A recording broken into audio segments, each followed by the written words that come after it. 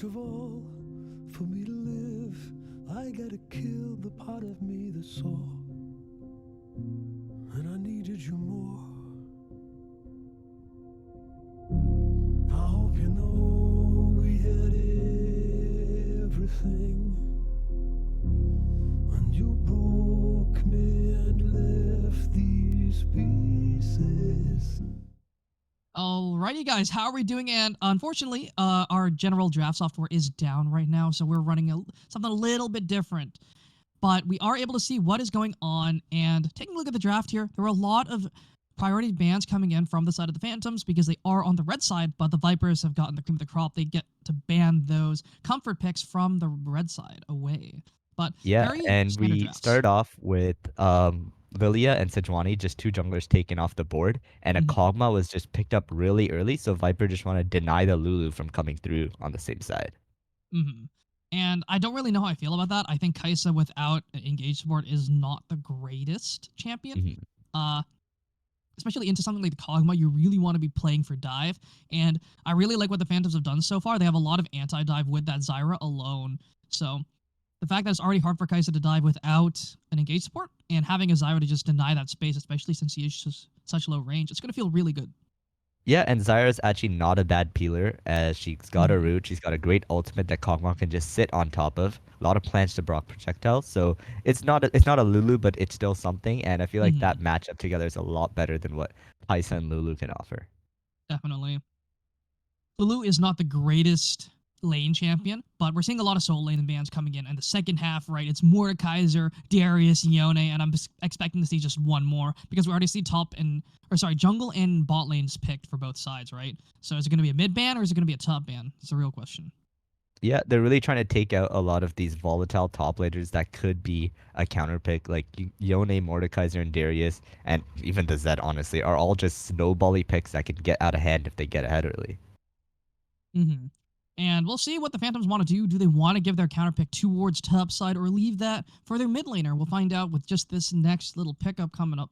But since we are here, we can actually talk about, how teams are looking going into playoffs, right? We were able to take a look and see, the chances of everyone making their shot into playoffs, right? The Vipers are in a little bit of a rough spot right now, sitting at 5 and 10. And in order to lock playoffs, they have to get 10 wins. So they have to realistically win at least 5, maybe 4 if things go their way, out of their next 6 games to make it. Yeah, it's gonna be an interesting couple of weeks coming up as it's crunch time for all these teams, and Mhm. Phantom's looking at that crunch time. It's the time to try out the Yasuo mid, and I want to believe that they want to do the set counter pick to Yasuo, as it's really hard for him to play in lane against it. Set just rushes to play the Rune King, just sort of punches Yasuo.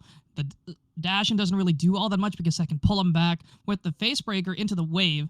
So we'll see what the last pickup here is for the Vipers, because it is going to be a blind pick, no matter what. Yeah, I just want to see a stable blind pick coming out here. The set can Mhm. still be going top, and they have another answer for the Yasuo mid.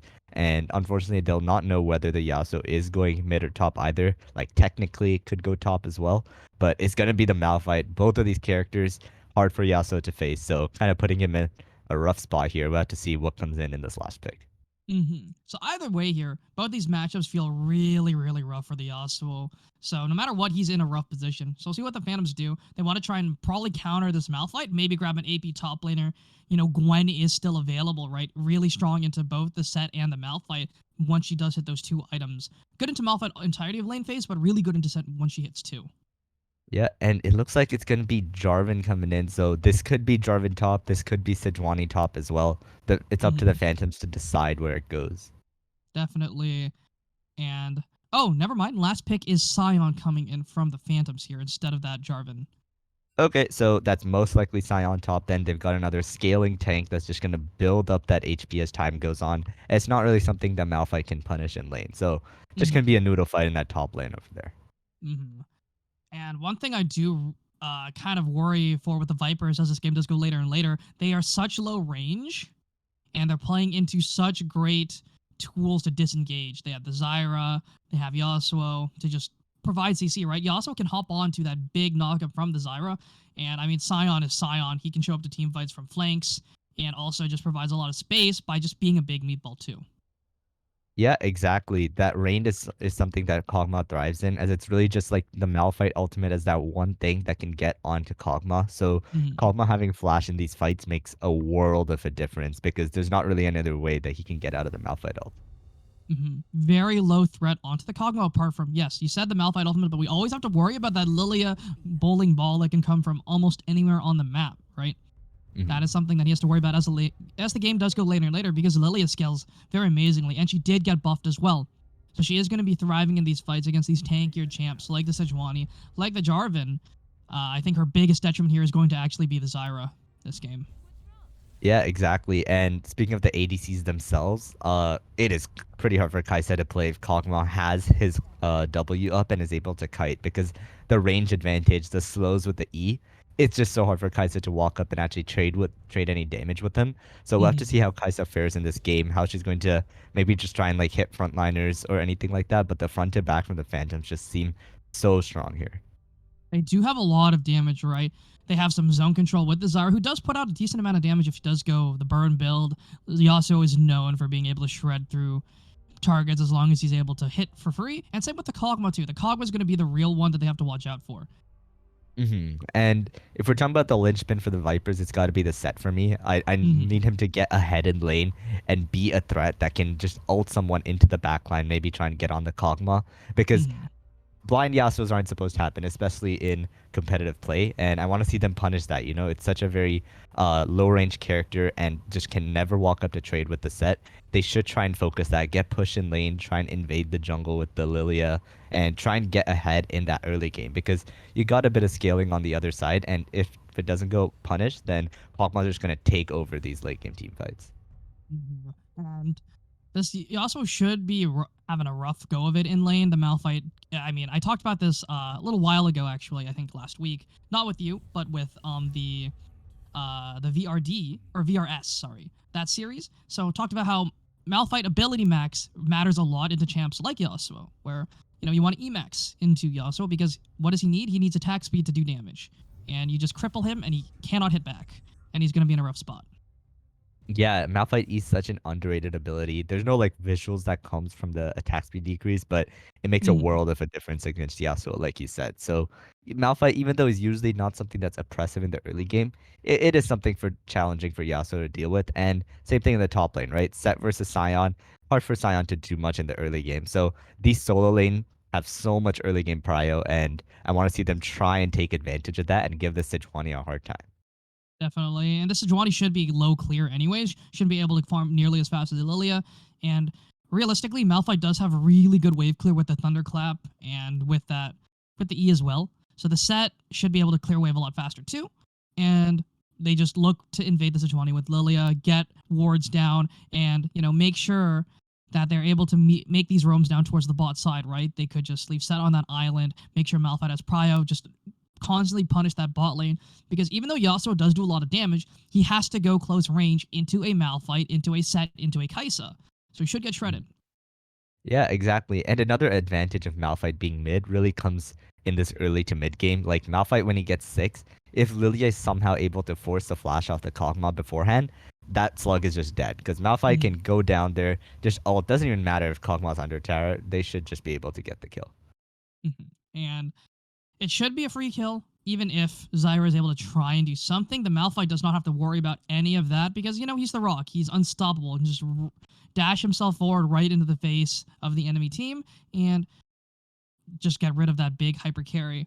But, I mean, if the Yasuo does get fed, though, things can get a little bit scary because he does have the option to build the pure damage build with Blade of the Rune King, Infinity Edge, and just shred through the set, shred through the Malphite. But we'll see, how things do go forward with builds and with ability max because I think it's actually going to be really important. These small matchups are going to matter a lot.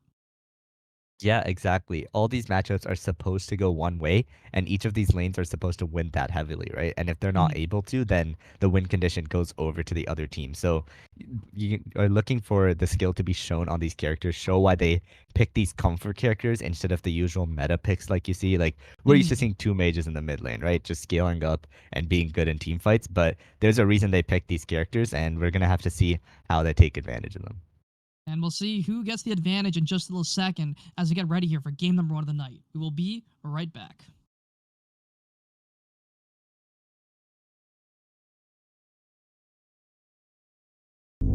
times when I play what could have been.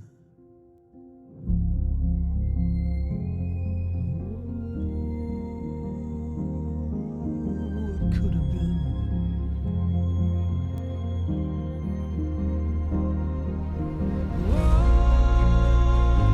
Why don't you love who I am? What we could have been. I am your ghost, a fallen angel. You ripped out all my parts.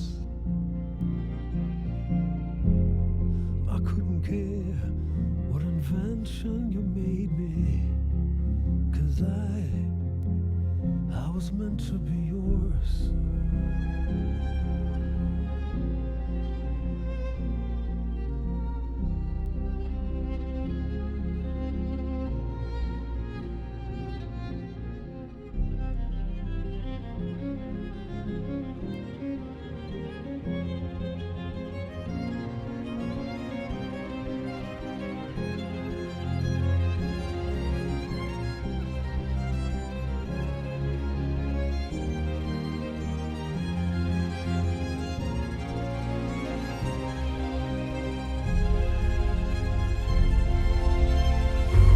I hope you know we had everything. When you broke me and left these pieces, I want you to hurt like you hurt me today.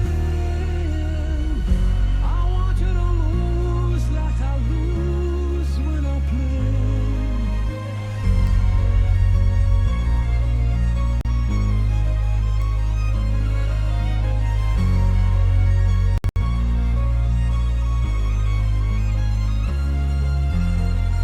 I want you to hurt like you hurt me today.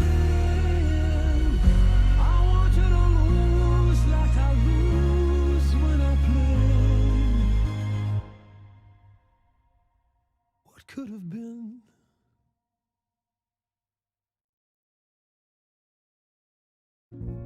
Hold the die your time to roll before they fall through your fingers. Not a good night to lose control, right as the earth is unraveling. You play with your blocks until they break, and these walls come tumbling down. Oh, they're tumbling down. You're out of time to make your move, live or die while the fuse is lit and there's no turning back. Kiss your perfect day goodbye, 'cause the world is on fire. Tuck your innocence goodnight. Alrighty, everyone. How are we doing? We're getting ready and rolling for game number 1 of the night. And, some of these matchups are a little unorthodox, right? Malphite and Tialso, you don't really see that too often. And Kog'Maw and Zyra taking on Kais and Lulu. These matchups are a little crazy. Yeah, it's not one of these stereotypical double mage mid games as we see Lilia going for a Uh-oh. ward, but she gets punished here. Can they run her down? Definitely has the option to get punished here. They're just going to hit her a little bit, get a little whips in before. But Beanie going to try and cancel that base, but the shield's up first. But he is going to cancel it just a little bit, though. Yeah, the Phantoms they're just chilling, but Viper just keep walking in. They want to pick a fight. They want to get stuff going early, and that's exactly the attitude that you got to have, right? Got a lot of prio early in this top side. They got to keep pushing the pedal. And we see Sejuani is starting on this top side of the map here, looking to path towards the bot side. But realistically, the Phantom should have shove in bot lane. Yeah, might just be like preventative or anything like that.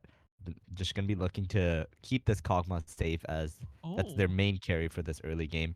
And looks like Yasuo is actually able to clear that ward. And what this means is that he actually may get level 2 on the first wave. So if he's able to get that advantage and try and poke Malphite out of lane early, it's really huge for the next few minutes of the lane.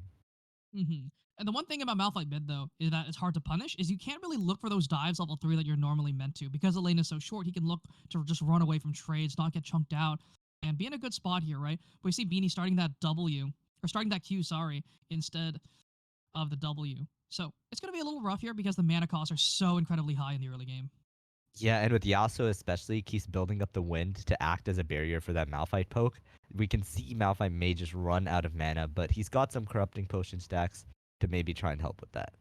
Mm-hmm. And walking up here for level 2 is the bot side of the Phantoms, as neither side has hit it just yet, but the root is going to land, but they're just going to walk away from the trade.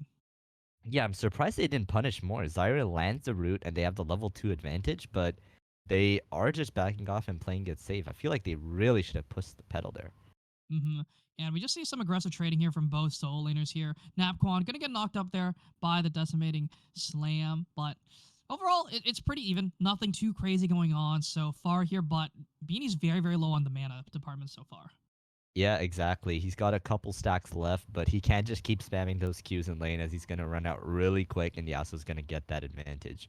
One thing I Mm-hmm. do want to point out, someone called Baboose because Sion's got a long sword start. This may be lethality Sion. Oh, it could be lethality Scion, but without the phase rush, I feel like it's not nearly as strong. But Guardian is actually going to be procced already here by far. You're going to take a little chunk of damage here. They are down in the health department here. Going to get poked out just a little bit here. Yeah, we'll have to see which build he does end up going with. I'm not a fan of having a bit of both. You either got to commit to the full tank or the full AD. So Mm-hmm. maybe he will just end up going tank here, as both junglers going over to their scuttle crabs after full clearing. So just taking their time, being vegetarian for now. Yeah, they're just going to be just fasting here for a little bit. And nothing too crazy going on for the most part, as mid is shoved in just a little bit here, but no crazy invades. We do see the ping coming out from topside, though, knowing that Lilia is there in the area. Yep, not much jungle attention can be done by the Lilia, but the Sejuani, she does have a bit more power to gank in this early game, so gonna have to see where she looks for this. Malphite is fairly immobile before he hits 6, so that is definitely one point to punish. You got Mm-hmm. melee top and mid, so that's Lilia just coming in to get the shove there. Sejuani going back to her full clear here. Mm-hmm. They also did burn that TP, so did get that call to just be able to farm up and stay a little bit more healthy in this lane. But we do see a little bit of fist fighting here on the top side as Napquan going to get hit by that big old charge up, but going to punch back with the haymaker as they're both just going to walk away. Yeah, and Sion's doing a great job of actually kiting around and using his abilities to win the trades. You can't just keep auto attacking Set. That's not going to go well, but he's able to keep his distance, get the Q and W procs off, and he's doing really well in the damage department, but it does come at the cost of missing out on like 10 CS so far already. Mm-hmm. It is going to be able to base by a ruby crystal and a pair of boots, little potato sacks there on the feet. So we'll see what the Sion's going to look for. Maybe it's going to be something along the lines of a hull breaker or Mhm. even just a Titanic Hydra Rush as well. Could work out pretty well for the Sion too. Yeah, I can see the Hullbreaker being an interesting option to just be that split push threat for the entirety of the game, which makes sense. Sion's very good at doing that, so I would like him to try and go for that. I'm not sure if the full AD route is good to go for with the grasp. Mm-hmm. And even so, the set is going to be able to throw back a lot of that damage anyways, so you don't really want to be trying to one-shot him. His biggest weakness is DPS rather than burst. Yeah, exactly. And honestly, like he is missing out on a lot of CS here. Not sure if he just hasn't had the best last hitting or like he seemed to be there for most of the wave. The wave management seems to be good, but being like 10 CS down and another wave being pushed into set, it's looking pretty dire already if this keeps continuing. But at the same time, Beanie did get a good ward down, but lost out on a lot of farm for that. I don't know how worthwhile, but there is going to be a big fight here as Neo's Flare are going to take a big chunk of damage from Napquan here, and not going to be able to trade it back very well either. Yeah, I mean Sion still has the TP, so he's okay getting set as low as possible before he backs in TPs to get that health advantage. But Set was smart. He knows there's gonna be a lot of trading, so picks up the Vamp Scepter to help him. Should be building that Blade of the Rune Kinger and a big little bit of a fist fight coming in on the top side. And, because of that Vamp Scepter, should be able to clear this wave rather healthily, but does get chunked out by that big old Q. Yeah, Ooh. and I kind of want Sejuani to look top here. These top laners just fight Oh. continuously. So if Sejuani can get the level 6 and come top, it is pretty easy to secure a kill here. Mm-hmm. So everything goes wide there from Beanie and Gale. They're going to try and get this wave under. Windwell has already been used, so it should be free to go and get this Malphite a nice back, who has the teleport available as well, as Solar Rain actually just instantly clears the wave. Yeah, and while this happens, Sejuani is just going Oh, to sneak wait. that dragon. Oh, that's a great backstop. Beanie's going to have to stay now. Can go ahead Mhm. and purchase some more items in base. Definitely. And an early dragon is going to feel pretty good. It's a mountain dragon as well, one of the best scaling singular dragons in the game here, as Beanie is looking for a trade here up against Solar, but nothing too crazy coming out just yet, as the Nado is going to go wide. Yeah, as this lane goes on, though, Yasuo is building up quite the farm lead to rival what Set has already. Mm-hmm. And Beanie taking a big chunk of damage. Also has no mana available as well here. Gonna get knocked up, but Rexcat showing up in the area here. They could look for a re-engage if they want to. Beanie has no way out apart from just the flash. Yeah, well, ooh, might have Oh, to burn the flash here. going in here. Has the flash available. Level 7 has been hit, so is just gonna be able to walk that one out. Yep, Malphite, he's okay with it. Has a lot of innate armor, so Yasuo can't burst him down like you see him do like on normal mages in the mid lane. And oh, they're going for the They're looking dive. top. Showstopper right into the middle of everyone as Napquan finds the first blood here, but Rexcat is here, gonna find a good stun with the ultimate as well. Glacial Prison doing so much work as Gale running for the hills, has the move speed, is that prancing deer. We see the pings coming out. On the bot side, it's just constantly being shoved in. The Viper's ball lane not able to match anything so far. Yeah, Lilia should be able to get out, and she was just barely able to flash in time. If one more auto had landed, the Sejuani proc would have occurred and she would have died. But yeah, both junglers finally putting their attention up to these top laners that continue to fight, and it's gonna be just a 1-for-1 trade. And I believe the first blood money went over to the side of the Viper, so a bit of a better one from them. Napquan picking up that kill is going to be good. That's accelerating towards that Blade of the Rune King, which is going to be really, really great against, that big meatball in the top lane, right? And it's going to be a Bomby Cinder pickup here for Neo's Flare, actually. A little interesting of a pickup, all things considered. Yeah, I'm not sure where that longsword is going then. Might just be something he holds on to get some additional damage in his Qs.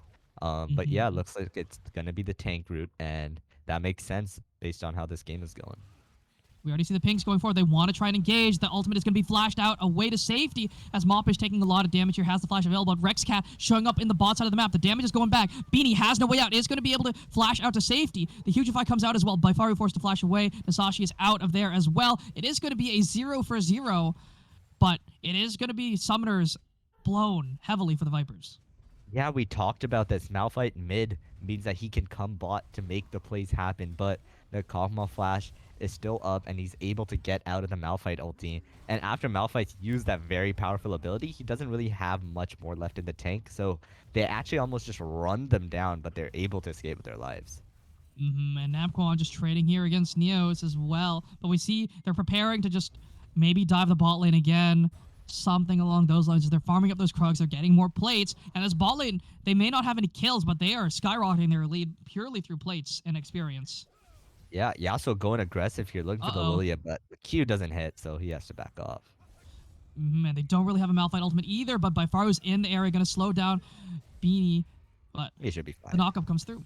And they should Yeah, be Malphite with that R doesn't do much, really. He kind of just gave him No. an escape path through the E. Definitely. And we see Neos running towards Napquan here. He's going to get slowed down there by the Scion, but nothing too crazy going on just yet. Yeah, exactly. A bit of a slower game. No one really looking at that Rift Herald at the start here. I do want to see maybe the side of the Vipers using the stronger top lane matchup, and Malphite with his ult comes back to try and look for the Herald at least. And we just see more trading in the top side. Neos taking a big chunk of damage here. But Beanie with that Sheen actually having a good go of these trades so far, but no mana. There comes the ultimate out from Yasuo, trying to find the damage here, but will not be able to actually claim any kills. Yeah, I mean, that's no ult on the Yasuo, and once the Malphite ult comes back, you're a lot stronger in these trades. Uh-oh. Oh, Hey, Showstopper towards the tower, gonna get knocked up as well. Napquan has that Haymaker, but it's not gonna find the kill, as it's just gonna be a trade of ultimates and nothing more. yeah, Set still had Flash, Sion still had Flash. They were both fine over there, as we actually see Sejuani sneaking the Herald. Just, there's no prio or anything. I guess she had mid lane prio, but not top lane. But she just goes up and takes the objective. There's no vision on it, and Lilia's just not reacting at all. The Lilia really hasn't had the best goes of reacting to these plays. They lost the first dragon, they're losing the Rift Herald, and they're in a rough spot, all things considered. All of their gold is on this set. Malphite is down almost 40 CS now. They're losing Plate's bot side. Things are not looking too hot. Yeah, Sejuani has just completely gone unpunished in this game. She is down a bit of CS as Lilia just clears a lot faster, but she's able to pick up these objectives for free, so it really just cancels out all that. And there's the fight we're talking about. Rock versus Sword. The Rock seems to be winning so far. Even with that lethal tempo, Solar Rain can't do anything.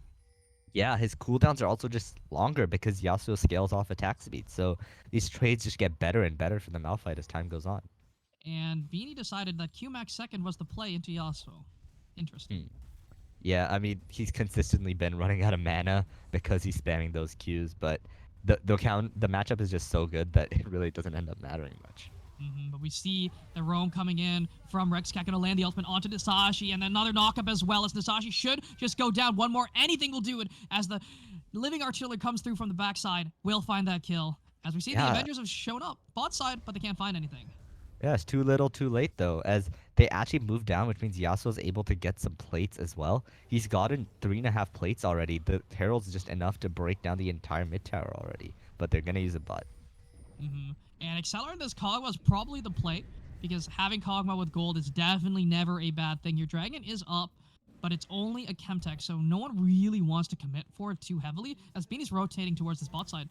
Is going to get caught out here. Did you see them? And is going to get stunned up. Maybe just 2 ships passing. Then Beanie's going to be taken down. The Ignite is already down as well. Trying to find the ultimate there. And they're going to find one kill. Gale will find one onto the Slug, who was immobile, right? No flash. They finally punish it.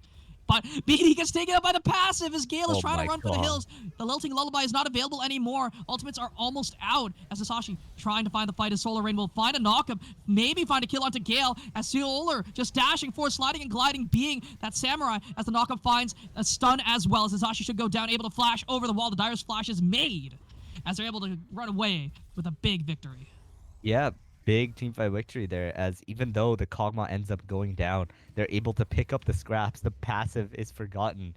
And yeah, the fight just goes extremely well. They got the health lead. Oh. And Sion just walks out. Showstopper. Sion should just be able to walk out like you said, and nothing too crazy, except Napquan does burn that cooldown.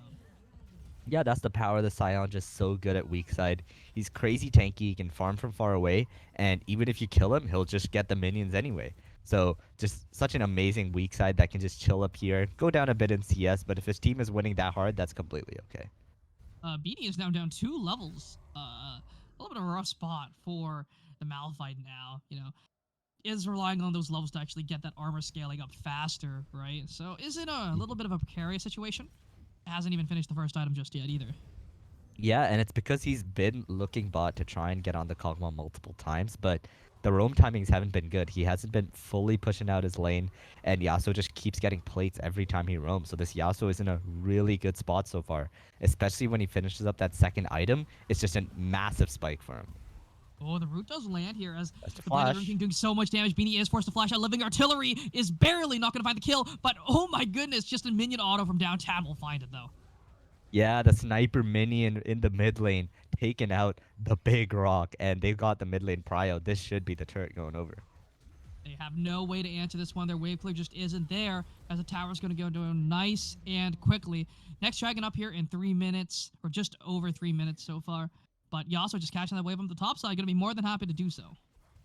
Yeah, and Set, I believe, finally gets that top lane tower. So something going over to the side of the Vipers, but the Phantoms are in just such a comfortable spot here, you know? Like, we talked about the Vipers needing to do a lot in that early game. Try and get Sejuani behind, try and get Sion and Yasuo behind with that early prio. But, like, Sion's a bit behind, that's really nothing. Phantoms are just chilling this entire time. Losing top, you're more than okay with that because your mid is hard winning, your bot is hard winning. You're in a great position to just win this game through Dragon. Yeah, it's a, 60 CS lead for the side of Yasuo? Like, this is a counter matchup. The Malphite should be pushing the Yasuo away, and he's just insanely far behind.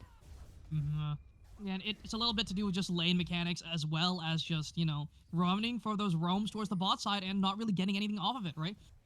You pick the Malphite to try and push the wave and maybe get a play down bot side, get something rolling, but I think Beanie just hasn't been managing the wave properly. Hasn't been able to push it out and then look for these roams, as Yasuo's just been able to catch everything without any punishment. Yeah, the counter pick is just not paying off as the blind Yasuo pick seems to be working out here.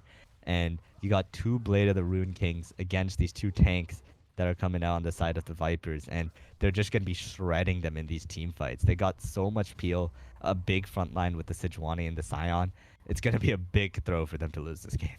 It's going to be really, really difficult here for the Phantoms to throw, as they are in such a good position here. As the stun is going to land here, Neo's taking a good chunk of damage, is trying to run out way towards the hills, but, I mean, Napcon just can't even catch up at this point. Swifty Yeah. Boots working on well. Scion just walks away as Lulu cannot do the same. Oh, no, Nasashi should just go down very, very easily. The huge fight comes out, but it's not enough as Mopish will grab that kill. Yeah, that's the power of the Zyra. Oh, Sejuani. Solar just So going much forward here. Lilting Lullaby is available. They could look to use that one here as Beanie trying to find something, find these attack speed slows, as Gale going to be able to dodge away from that last NATO as they do summon the Lilting Lullaby. They have the Scion coming in as well, but Gale taking so much damage, and they can't really do anything. They just use the ultimate for nothing. Yeah, they're trying to look for something, but nothing really coming out. The Scion ult was actually in the bot lane as they went a bit at it, but Scion does end up limping away, and he's just going to be chilling in that weak side, farming up the minions, and holding the set at bay as they're just continuing to get kills, get objectives on the top side. Another Herald goes down, and there's not really anything the Vipers can do except just watch as they're trying to get Neos to just clear these waves, but he's taking so much damage here, and it's so hard to trade against this set so far. Yep, and they are on this top side. They're using this Herald immediately for the prio, looking to quickly get more and more gold onto the side of the Phantoms. Getting another tower is going to feel really good as Nasashi is going to get knocked up here by the Herald, but nothing too much to follow after that. The tower is very, very chunked, but they aren't able to secure it just yet. Yeah, the dragon does seem to be coming up, so we'll see which of these teams realizes that first, backs, and gets going to that dragon, because Phantom's got two already. They're going to be on Soul Point. It's going to be a Hex Tech drag that's going to be coming up soon. And I feel like the side of the Vipers has to be there first. Like, it's okay to give the top tower. Just be there first. Try and get a pick. If you go for a straight-up 5v5, it's really hard to win it. You're relying solely on Napcon at this point in the game here, as Neos is actually kind of low on mana here before this dragon isn't going to be able to get a base off, but they're going to teleport in Solar to deal with this set, as it should give Neos the opportunity to go back, regen some HP, get items, and just be ready for this big fight that's coming up. Yeah, they use the TP to continue that tempo, The Sion's going to be able to back while the Yasuo takes care of the lane push, and their wave management is just so much better. They push in the lanes and walk into the jungle together. Rexcat just walking forward, unafraid, knowing that the team is ready in the back pocket here, as Gale can't really do much except watch here. They do have a ward in the pit, but it's going to be canceled out by the pink, but they do have a blast cone. Yeah, 4K. it's going to be going down. Lily is not here as they just It just end up goes down. giving it. Yeah. They do give the dragon. They're not even looking for a fight. They're not looking for anything as they're trying to re-engage here onto Gale, who's going to flash out to safety, but a showstopper to the backline. Is that going to be what wins them the fight? Is Izzy so very low? Will be taken down. The shutdown comes through. Kaisa dives into the backline. They're trying to find any picks, but Solar dives as well. We'll take out Napcon. We'll take down a second with the help of Neos, as they're just winning the team fight so hugely. As another goes down, it's a double kill for Rexcat, as Byfaru just forced to flash away, but flash forward will find the root from Mopish. The cleanse is going to be used, trying to get Byf out to safety, but the blue smite comes down, and it should just be for kill, but no! Rexcat walks too far forward, gets taken down, but it's going to be Solar who picks up the ace. Yeah, Sejuani going down means maybe no Baron, but overall just such a good fight for the side of the Phantoms. And I want to give a shout out to Napcon. Yeah, they're going to do it, I guess. They got plans to tank. Sion's tanky. Maybe they'll just end up being able to do it in time. We'll have to see. But here's the thing. Lily is coming. There's Hex Gates. So it could end up being a bit dicey here. Little dicey here as they're using Hex Gates to get into safety, or get into the pit. Right, 3k left. Cogma going to be able to hit over the wall here. Lilia's not going to make it in time. Yeah, Kog'Maw using the W to fire over the wall means the Baron does get finished in time. And, Kog'Maw actually ended up going down in that team fight. The set gets a showstopper right into that backline, lands the Haymaker to kill the Slug, but they're just so far behind as this Yasuo is huge and gets onto the enemy backline and does even more work. They end up cleaning up the fight, and Vipers are just in dire straits now. They're down 8 kills. They're down essentially 8k gold at this point. They're in a rough spot, rough go of it, as yeah, they are down 8k. They can't really do much. They sort of just have to try and find a miracle. They need to be at these objectives first, right? They weren't ready. And they just gave the dragon and tried to fight after and weren't able to capitalize on anything. Yeah, it's getting to that point now where the wallets are just getting too big. The front line is so tanky and the back line deals so much damage. And we talked about this before. You cannot look for a 5v5. You have a Malphite ult. You have a Lilia ult. There's so many ways to lock down people that they need to try and look for some creative angles. And they're trying to get something done here. Snapquan just trading as Neos, who's taking a lot of damage, but Neos should be able to walk out. Isn't going to go down. It's going to get chunked, though. But really, it's all on Napquan to try and find a way into this game.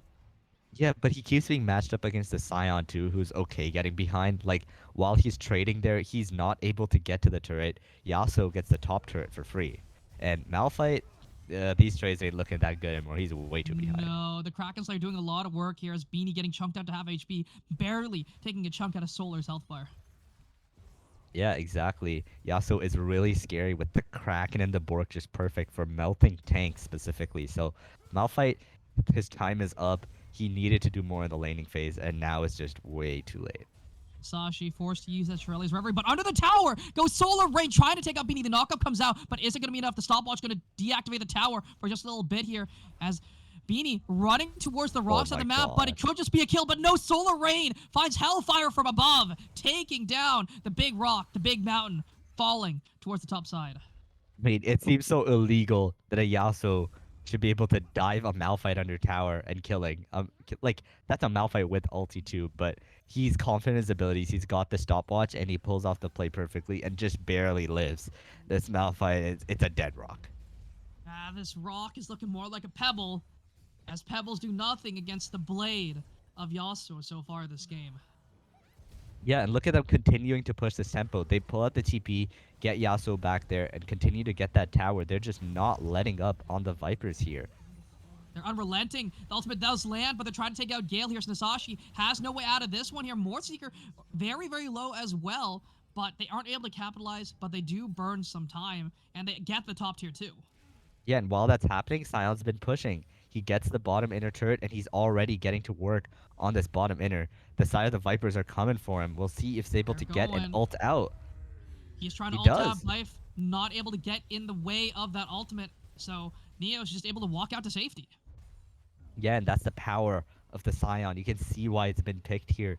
You can just walk up as much as you want, and if no one has any way to stop you, any ability to get in your way, you can just get out of there and you are unstoppable.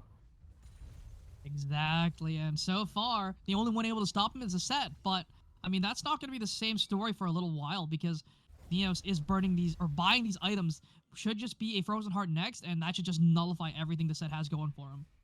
Yeah, and we see that Yasuo's actually picked up a GA here. He's recognized he's got a 650 gold bounty, and he's picked up the Guardian Angel as the third item. He's just going to be impossible to deal with. And they're going here. They're looking to try and end this game, get this soul. Rexcat, it might be Neos in a bad spot here. Solar has the GA, but a big pullback from Napquan pushes everyone towards the enemy team as Solar goes to the back line, almost takes out Gale, but the knockup comes out just in time. But Nasashi dies on the front side of the fight as Bifaro trying to dive towards Ixie will go down, but Solar Rain is still alive. The GA may have been popped, but it's not enough as he goes over the wall, slides, glides to the Krugs, glides to Gale as Gale goes down, and Beanie should be up next on the menu as it's going to be a big axe to the face as Neos will go find another kill as Napquan just trying to hit the wave, trying to get something rolling here. The knockup is going to land as Solar should just find a free kill onto Napquan.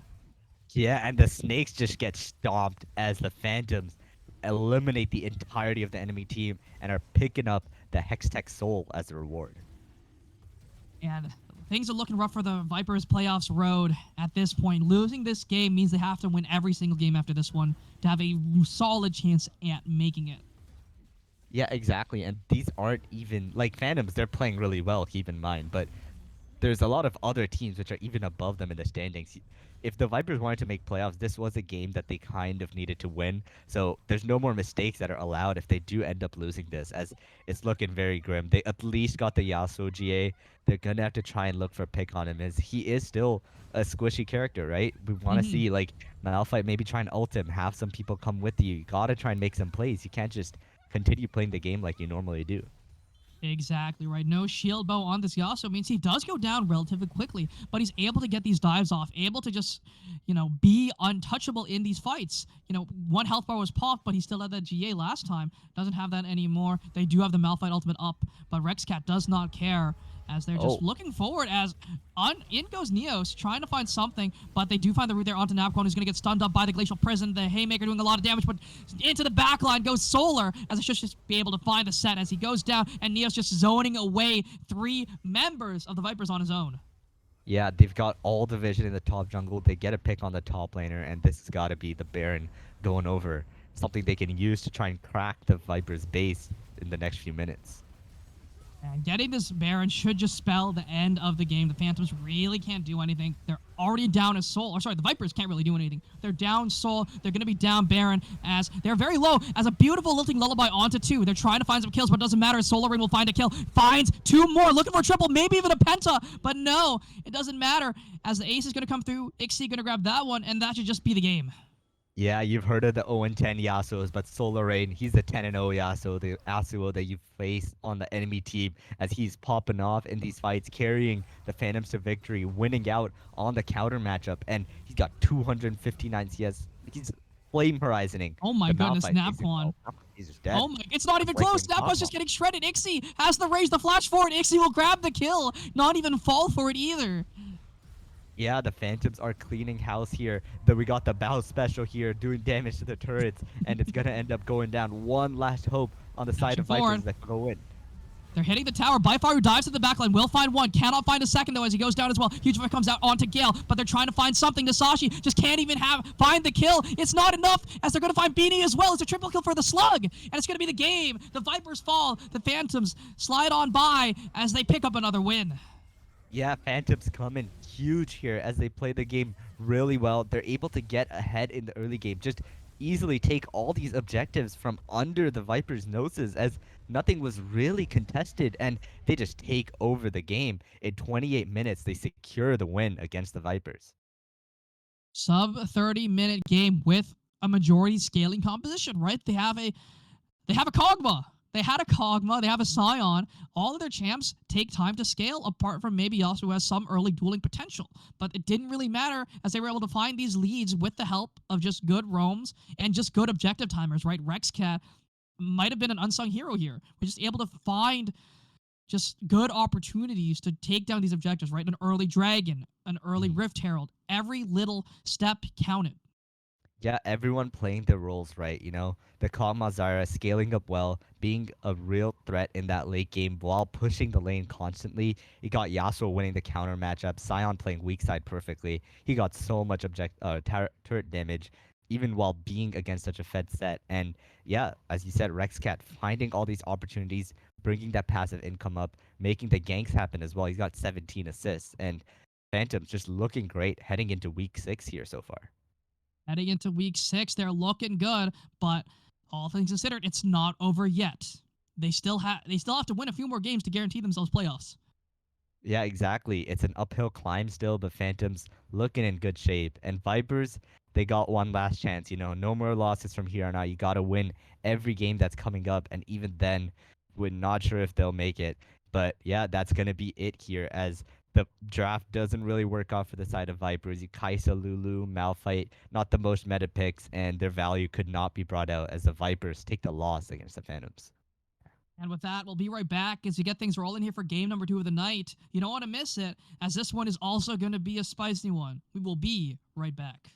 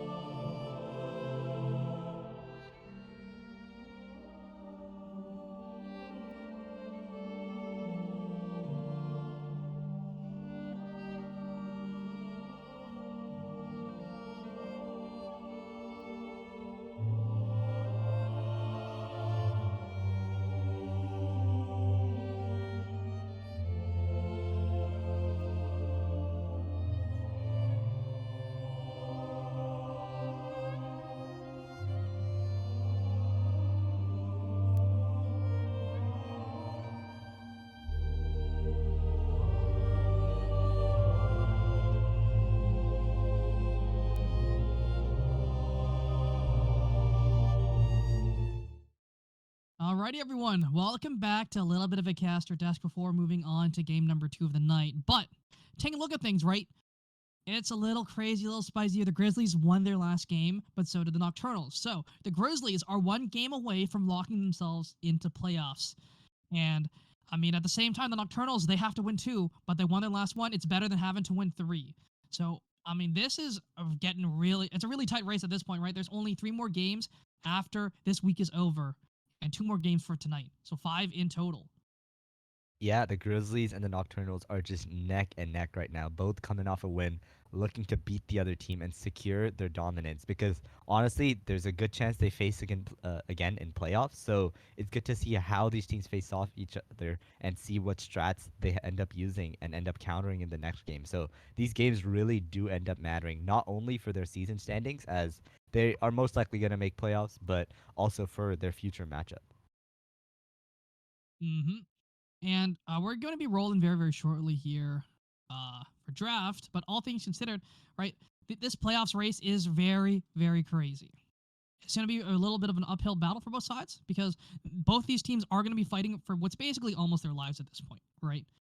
They Yeah, the need to Hounds win and these Falcons, games. they've basically locked in their playoff spot. They're chilling, but all these teams under them, like the Nocturnals, Grizzlies, Astronauts, Crusaders, all looking to grab those playoff spots. They're in position to do so right now, but you got some other teams like Wolves and Unicorns. They're not completely out of the race, I'm pretty sure. So if they are on the come up, I believe the Wolves have been winning a lot of games recently, and they had a great performance in stream last week. So we'll see if they're able to pick that up and continue to challenge these teams that are higher up in the standings. Yeah. And we're still figuring things out here. Technical difficulties going on, but we should be rolling very, very soon. So, I mean, considering what we've seen from both these teams so far, things are getting going to be pretty spicy. Yeah, exactly. And honestly, right now, this playoffs are on these teams' minds, right? Uh, Grizzlies and Nocturnals, they've like 10 wins are what a playoff lock is considered. But right now, with the amount of wins that the top 2 teams have picked up, I feel like even 9 wins may be enough to secure them playoffs at the end of these few weeks. But Hmm. this is one of those matches. They're right next to each other in the standings, and I believe if they do end up being fourth and fifth, they'll be facing each other straight away in the first round, right? So we have to Hmm. see if they even want to like use all the strategies they know, maybe try and hide something for playoffs, because like while these games are good to win, they're not needed, right? They're not completely required. So maybe you want to keep some secret picks away. Definitely. But you still need to try and eke out these wins. So, overall, it is still going to be fun for both sides. Yeah, exactly. And speaking of fun, we might see some crazy picks coming out as we do end up winding up to the end of the season. We saw some interesting characters in the last match. We had Malphite versus Yasuo. We got some Kaisa Lulu going. We got a Kog'Maw on the other side. So we'll see what interesting picks end up coming out on this match as well. Mhm. And we're still figuring things out here. We're trying to get things rolling ASAP for you all. Oh, we're Yeah. going. All right, looks like we may be ready to go here as we're going to have to see what champs do end up being banned out. One character that we've been talking about repeatedly is the Milio, right? He's so good with Hmm. so many of these ADCs, and we haven't really been seeing him play that much. And we've seen the Jinx ban coming through and the Akali, but that's still up. The Milio is still up. And Milio, realistically, is a red side ban. You want to be wanting the Milio, and you're still in a good spot. So, I mean, for the most part, it's going to be a lot of just craziness coming out from the side of blue. They just can ban whatever they want. Comfort picks, whatever. That can go out the window. But red side has to be banning these prio picks. But Sivir, I don't really think is that much of a prio pick.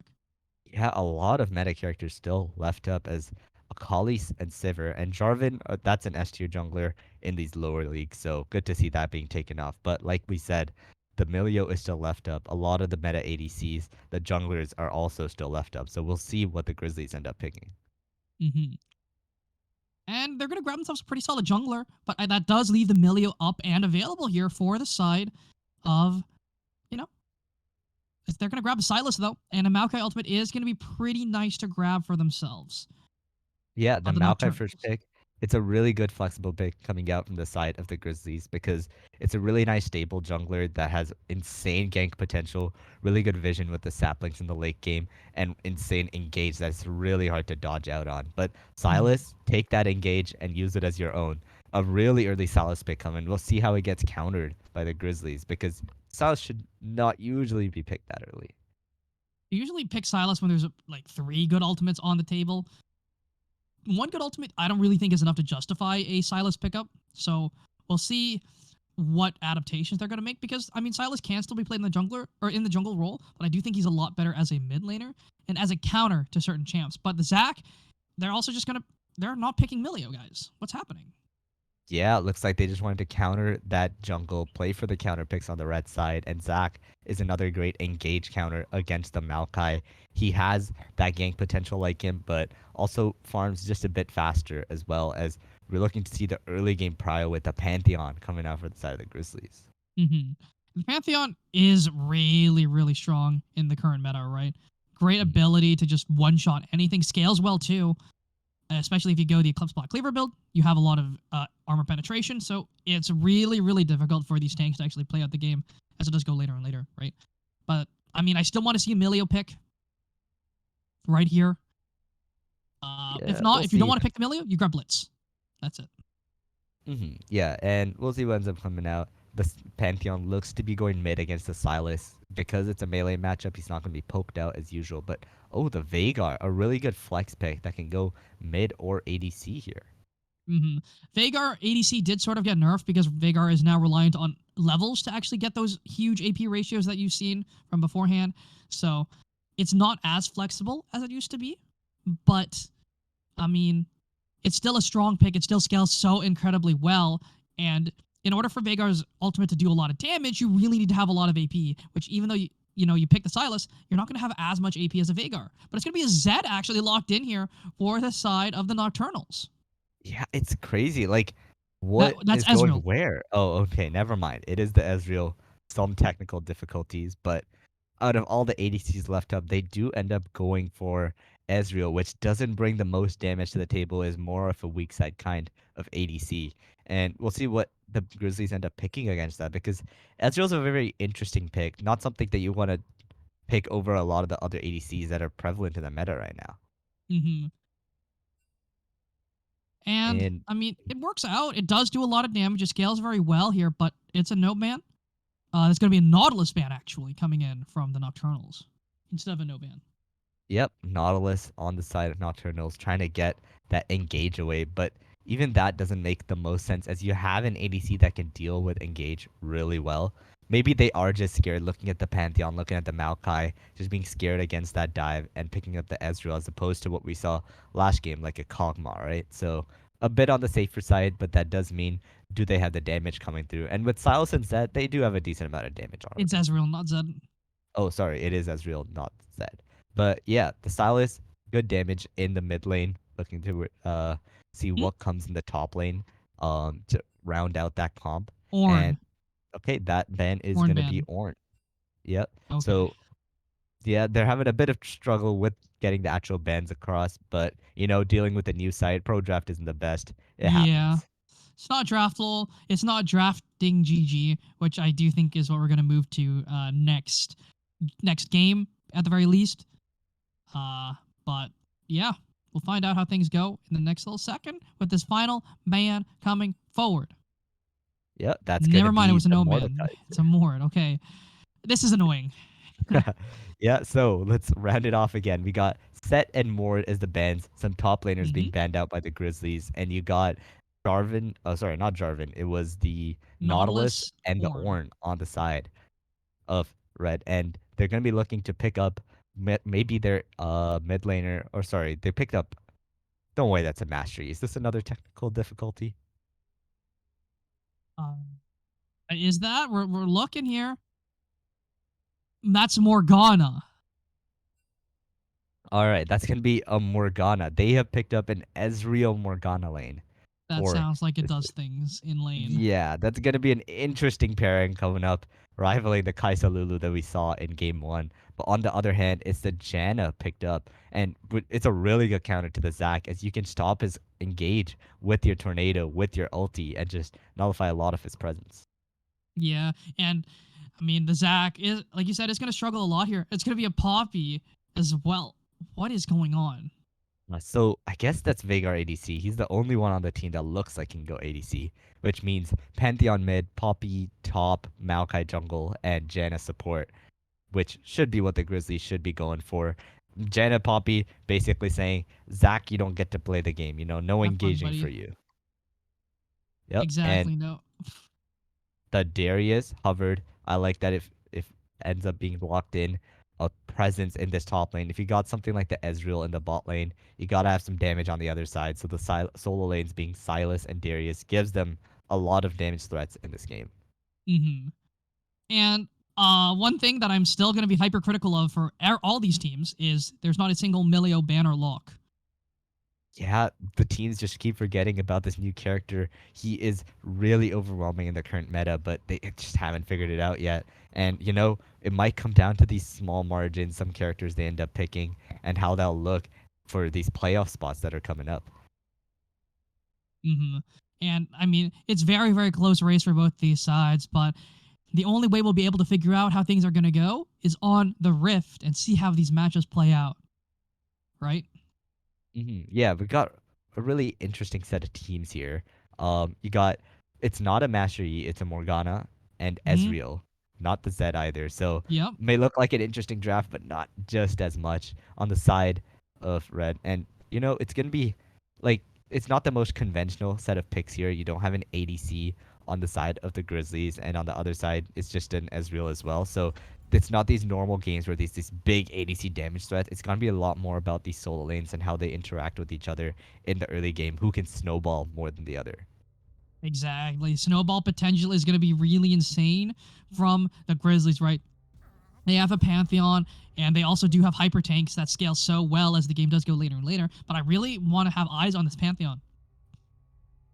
Yeah, the Pantheon is a great pick right now. Everyone usually knows Pantheon as that, oh, he's really good early game, but he falls off a cliff. But that is not how it works with the new build that's out these days. He does so much damage early still, but going Eclipse and Black Cleaver makes you a threat for the rest of the game. So it's Hmm. nice to see the Grizzlies recognizing that, right? Using these innovative picks instead of the normal mage picks that you see here and there. And the Pantheon, I hope, will do really well, and we get to see more of it in these playoffs that's coming up. Definitely. And I think Pantheon, like you said, I think it's an underrated pick. It's definitely really, really strong. It still can jungle too. So you have that potential to just have it in the jungle, have good ultimates. But in the mid lane too, you have that potential to just say, hey, I'm going bot and I'm going to make sure that they're not allowed to either catch their wave or they die. They're not going to have any fun. Yeah, exactly. And you got Ezreal Morgana bots are not the easiest to look, but in that Mhm. mid lane, it is a melee character. It's the Sylas, and if you're able to just land that stun and then, sorry, I believe he is mid, so you're able to land that stun, and Maokai Mhm. comes up from the jungle, follows up with a CC. It's really hard for Sylas to do anything. Exactly. And the one shot potential from the Pantheon at all phases of the game is there, right? He does so much damage. And Maokai has some pretty solid base numbers as well, so should just be able to guarantee kills in this mid lane over and over again. Yeah, and it's a lot of burst, right? You got Pantheon burst, the Veigar burst. It's all going to be about which team finds the other first and picks them off. So whenever that's happening, the name of the game is vision. So we'll have to see how these supports in the jungle ward up around the river in the enemy jungles and set up these fights, because it's not one of those fights that's going to be going on for a long time. These characters Hmm. are going to be blown up. Definitely. And things are going to be really, really interesting this game because everything can spiral out of control with one simple gank, right? The Zac has great potential to just, come gank mid, gank bot as well, because again, apart from.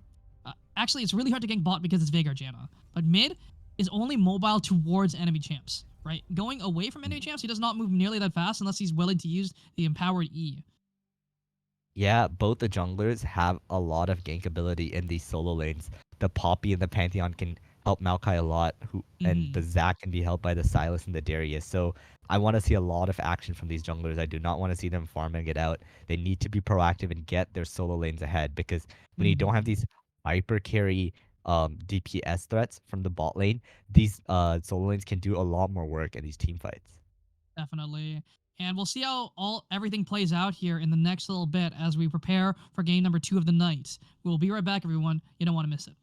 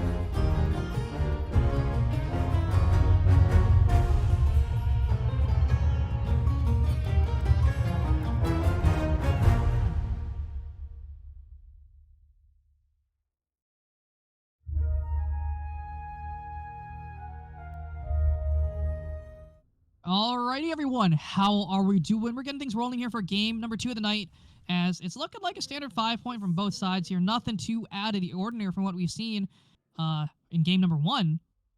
But, I think the early game composition has to go to the Grizzlies. They have a lot of potential to just do big damage here. I mean, Nocturnals don't sell them short, right? Like, they got Morgana bind. Darius level 1 is one of the scariest They things do. you can face. And Ezreal actually has so much DPS level 1 with that short cooldown Q. So they are looking for something. Maokai with the dodge. He's chilling. Oh, Vagar gets the first strike, though, and a tier or stack on the tier. So they may be a little bit behind in gold right now, but I think you take that every day of the week. Yeah, GG go next. Yeah, it's over. It's lost. But yeah, one thing we did point out, the Darius taking TP instead of something more volatile like the Ghost isn't going to be able to run down the Poppy. It's not going to be the Darius, the scary Darius that you usually see. Saving it more for, I guess, better wave management. Yeah, better wave management. That's what we're going to go with here. But I do think Darius is nigh unplayable if you don't have Ghost, especially into the Vagar, because how are you going to run past that cage if you don't have Ghost? Yeah, not just the Vagar. There's just so much CC on the side of the Grizzlies. You got Pantheon, Shan, Maokai Root. It's really hard for Darius to actually get in there, get onto this Vagar, right? But yeah, we'll see how the TP ends up going. Maybe he's just going to stick to that side lane. Same with the Silas, just taking TP. While you got the Ignite on the side of Pantheon.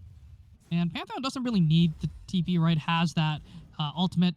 But we see the Pantheon already chunking away at Ishan's HP, right? Going to be struggling here in the next little bit as Gerb's just walking forward. Unafraid, right? The Silas can't really trade back. Yeah, and I saw both these junglers going for the Krugs, and they're looking to full clear, which I just really hate when you Oh see, my look at goodness. the volatility in these lanes. These guys are just permanently fighting each other, but Ooh, the bind junglers lands. just don't want to come. Level 2. Good damage there onto Blue Atlas by Joe Barton. Trying to help out a little bit. But overall, good trade there for the side of the Nocturnals. Yeah, and Darius, it's game time for him. He's ready to go. Got that passive proc. The bleed is doing a lot of damage here, but they can't really look for anything more. As Asisa and Dark Python just gonna chill for the next little bit. Yeah, and we actually see Maokai coming down bot, taking an unconventional route here. He's going to be going on to the Oh Ezreal no, Morgana. another route does land here. The stun is going to land there onto Ezreal, who's not able to get out to safety here as the pushback lands onto Soul Wolf, who's forced to flash away to safety here. But it's going to be flash or flash, but flash on Ezreal versus flash on Janna, at least it's something. Yeah, I mean, I don't know if that was played the best by the Maokai too. He's already behind the Ezreal, but he W's towards him instead of waiting for the flash. It was pretty costly there because Ezreal's usually hard to gank because of his arcane shift, but I don't believe he had that. So wait, this could be a kill. Oh, level 4 comes in just in time. out. Sean is A-okay. Yeah, barely gets out and the ignite is burnt, but they are so low. I am urging these junglers to please look mid. Go for a gank. Guys, he's inting. Look me. That's what Hillesang would be saying right here in these positions. Yeah, But- exactly. And Maokai, he's looking for a creative angle here. He has the flash. Has the flash. Oh, this could just be a kill. Flash forward from Gerbs, not able to find the kill though, as Misery is not going to go down, is going to make it out to safety, but it's going to be double flash for nothing. Yeah, and actually works out for the side of Silas because I don't believe the Pantheon was fully ready to actually follow up there. And Silas, he flashes out, but gets 2 flashes for it. And he has the TP. He can get back to lane, while Pantheon, with the Ignite, isn't able to manage his resources quite as well. And in a little bit of a rough spot here, does have the empowered E, going to block that damage, should be able to move speed himself out to safety, but the pullback is going to land, but a shot doesn't have a way to find anything. Yeah, a bit of misexecution there. I think if he queued the minion and autoed, he could have gotten the full range pullback and the Silas full health with his E. They honestly may have just been able to kill him, but nope, he does get away. They do not get the kill here, but Vagar gonna miss out there on that route. But Soul Wolf dashing forward here onto Joe Barton, who's taking a big chunk of damage. But it's A-okay. They're gonna be able to walk out to safety here. But Vagar looking for the bind, not gonna land that one here as the arcane, the pulse lands, but they can't find the kill. But Misery going right onto Beepots, who has the passive though. Knockup lands as well. They're trying to find the kill. LaShawn is waiting in the wings. Does not have the flash to get over the wall. We see the pings coming in for Asisa, but he's not coming. Yeah, Misery has no way, no flash. Dead here. First blood over to Beepots in the jungle. Yeah, Beepots getting aggressive, looking for the blue. They're going on Ooh. B-Pots here. Gerbs does Yes, a it's lot of passive. damage here, but it's a Fine. 3v2. Again, you said passive there on the Zac. They're going in. They're going to take out the Pantheon first, as it's another kill for B-Pots. Yeah, you cannot look to kill a Zac early in the fight. He will get right back up. And because of that, 2-0 on the Zac this early. Almost double the CS of the Maokai. It's looking like a big jungle lift so far. B-Pots is performing massively in this game, and if they do win this one, it is going to be a tie here in the standings, putting them 1 win away from locking playoffs. Yeah, they are edge to edge right now, and this game will mean a lot for them in these coming weeks, as they are, like you said, edge to edge here. And now, the Zac is just having so much tempo here. He picks up the Lucidity boots, which are just so good for Zac because he relies on those cooldowns so much to continually fight. And if he can continue to snowball here, Zac is insanely hard to deal with for someone like the Veigar who doesn't have any mobility. Mm-hmm. And the cage is going to help out a little bit, but eventually Zac gets to a point where he's just so tanky and so difficult to kill here. The That, cage, like, it doesn't come up fast enough. If the Zac comes out of nowhere, he should be able to get you. The only way is that Jan is on top of you and maybe ults or tornadoes the Zac away. So it's gonna be all up to Joe Barden on the Janna here to keep this Veigar safe. And so far, Blue Atlas kind of struggling here in this CS department. Big pullback there from Asisa, who's going to find a big chunk of damage there onto Dark Python. Yeah, Poppy's quite tanky already though. He's chilling, able to survive the Darius lane. Only 5 CS behind so far. They're going in. Gerbs doesn't have the level 6 yet, doesn't have that insane armor pen.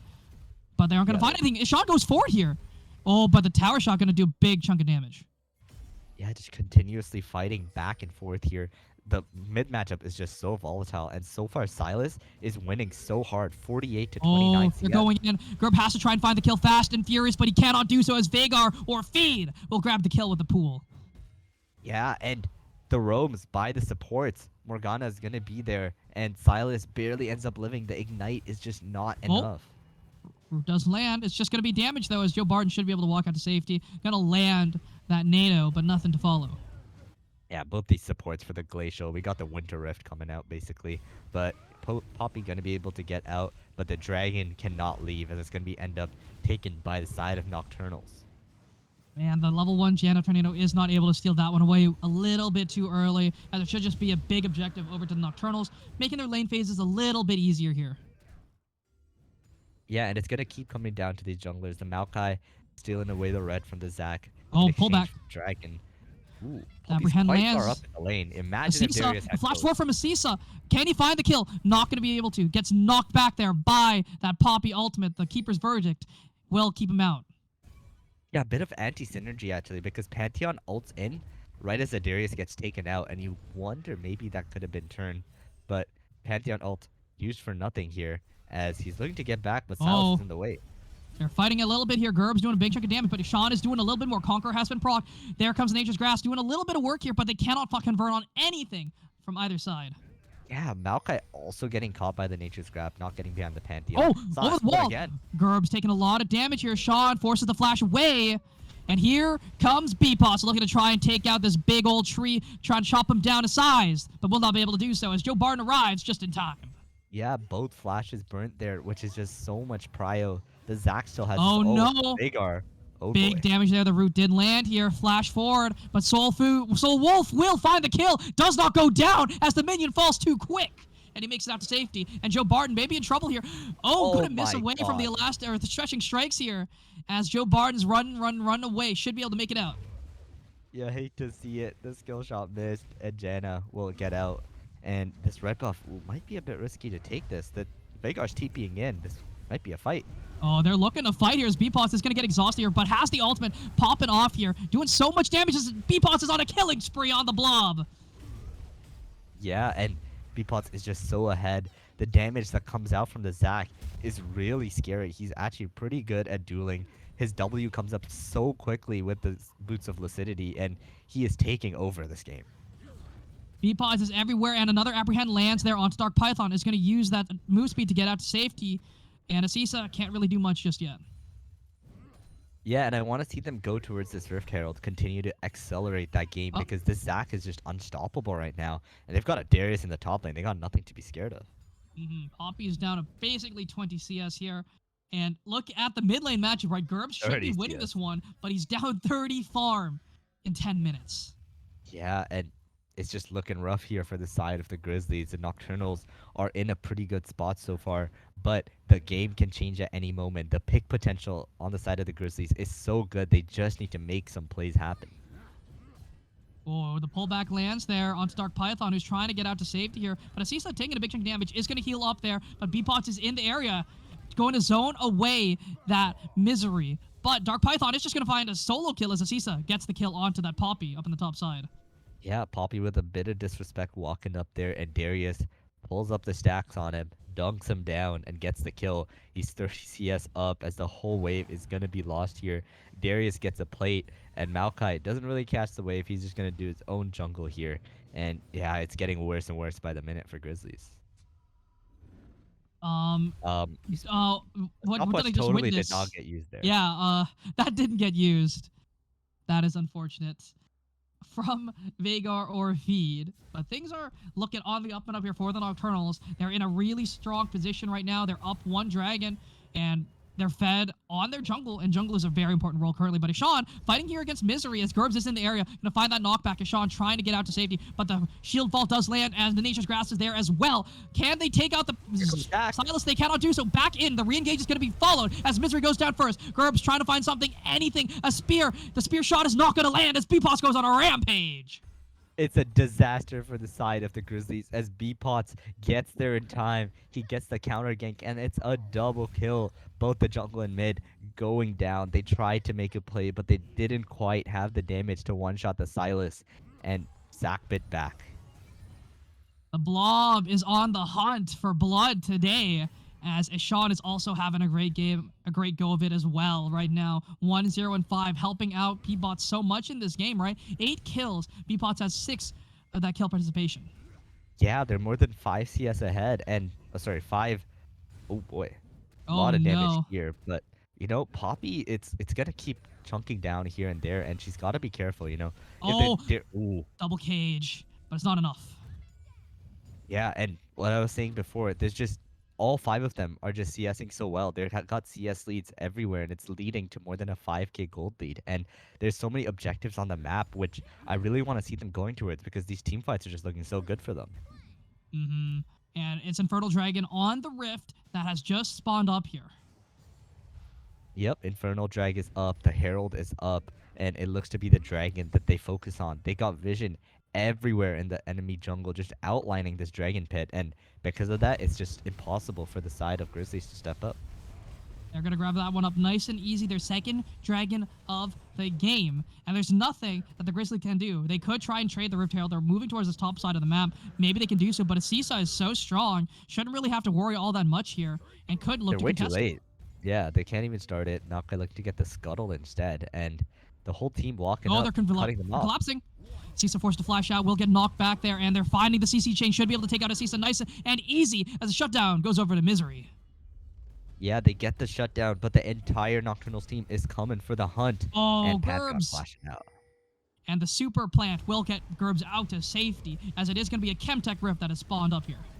Yep, Rift Herald gonna be taken by the side of Nocturnals. They get both the objectives here, and Ezreal doesn't really get punished. Vagar's on a back, so they don't lose anything on the other side either. Exactly, and the Herald's going to go down very, very easily. Nothing they can do, and they can save that one for a big objective if they want to, or just get some accelerated gold too. Yeah, and right now it's what 5k gold lead here, and we're gonna see that accelerate. Zac going on Pantheon. They No find the flash. knock up here. Let's bounce as Gerbs goes into the wrong place. It's a big stun. Lands as well as Ashan will grab another. They're TPing into the backline, but I don't know if that's proper here as Dark Python trying to get out to safety. Running What? for the hill. Should be able to do. But a big Monsoon flash will find an insect onto 2. Joe Barden is stopwatch in the middle of 3. The golden statue is not enough as Misery is here as well, but is so incredibly low. Sean needs to get a Kingslayer. Should be able to heal up in time, but Blue Atlas will find the kill with the Primordial Burst. The passive is blown. Dark Python is not going to go down, but it's going to be at least one pickup. Solov can look for one more Q, will not be able to land it, but it's a big win for the Nocturnals that they can try and get this tower. Yeah, their health bars are so much better here. It was a really risky play by the side of Grizzlies, but at least they get 1 kill. Like, Poppy's pushing them back into a Janna. Like, there is no damage there. But Vagar finally roams up, and with the ult is able to just press the outplay button, get a kill, but mid tower is gone. Mid tower goes down. They also lost top tower during that scuffle as well because Asisa just pushed it down. And the Rift Herald's going to get a second charge, going to do some more damage to these structures and just accelerate this game even more. Yeah, exactly. And now it's looking to be a 6k gold lead as they're continuing to push their momentum and not letting the Grizzlies breathe at all. They can't really do much at the moment here. And they're in a little bit of a struggle. They need to try and find a pick. They need to have, buy themselves an opportunity, use vision to try and find something. But the thing is, everything, or every one on the Eternals is not squishy. Ishan has that Rod of Ages, has a lot of HP. Ezreal even built the Trinity Force this game too. So just HP on everyone here, as Ishan could just run away from that cage too. Yeah, and they're gonna have to try and look for something though. There's a massive bounty on the Zac, and the key thing is that he doesn't have his passive anymore. So maybe they can try and get a pick on him. They got the pick on the Silas. Gotta look for some avenues back into this game.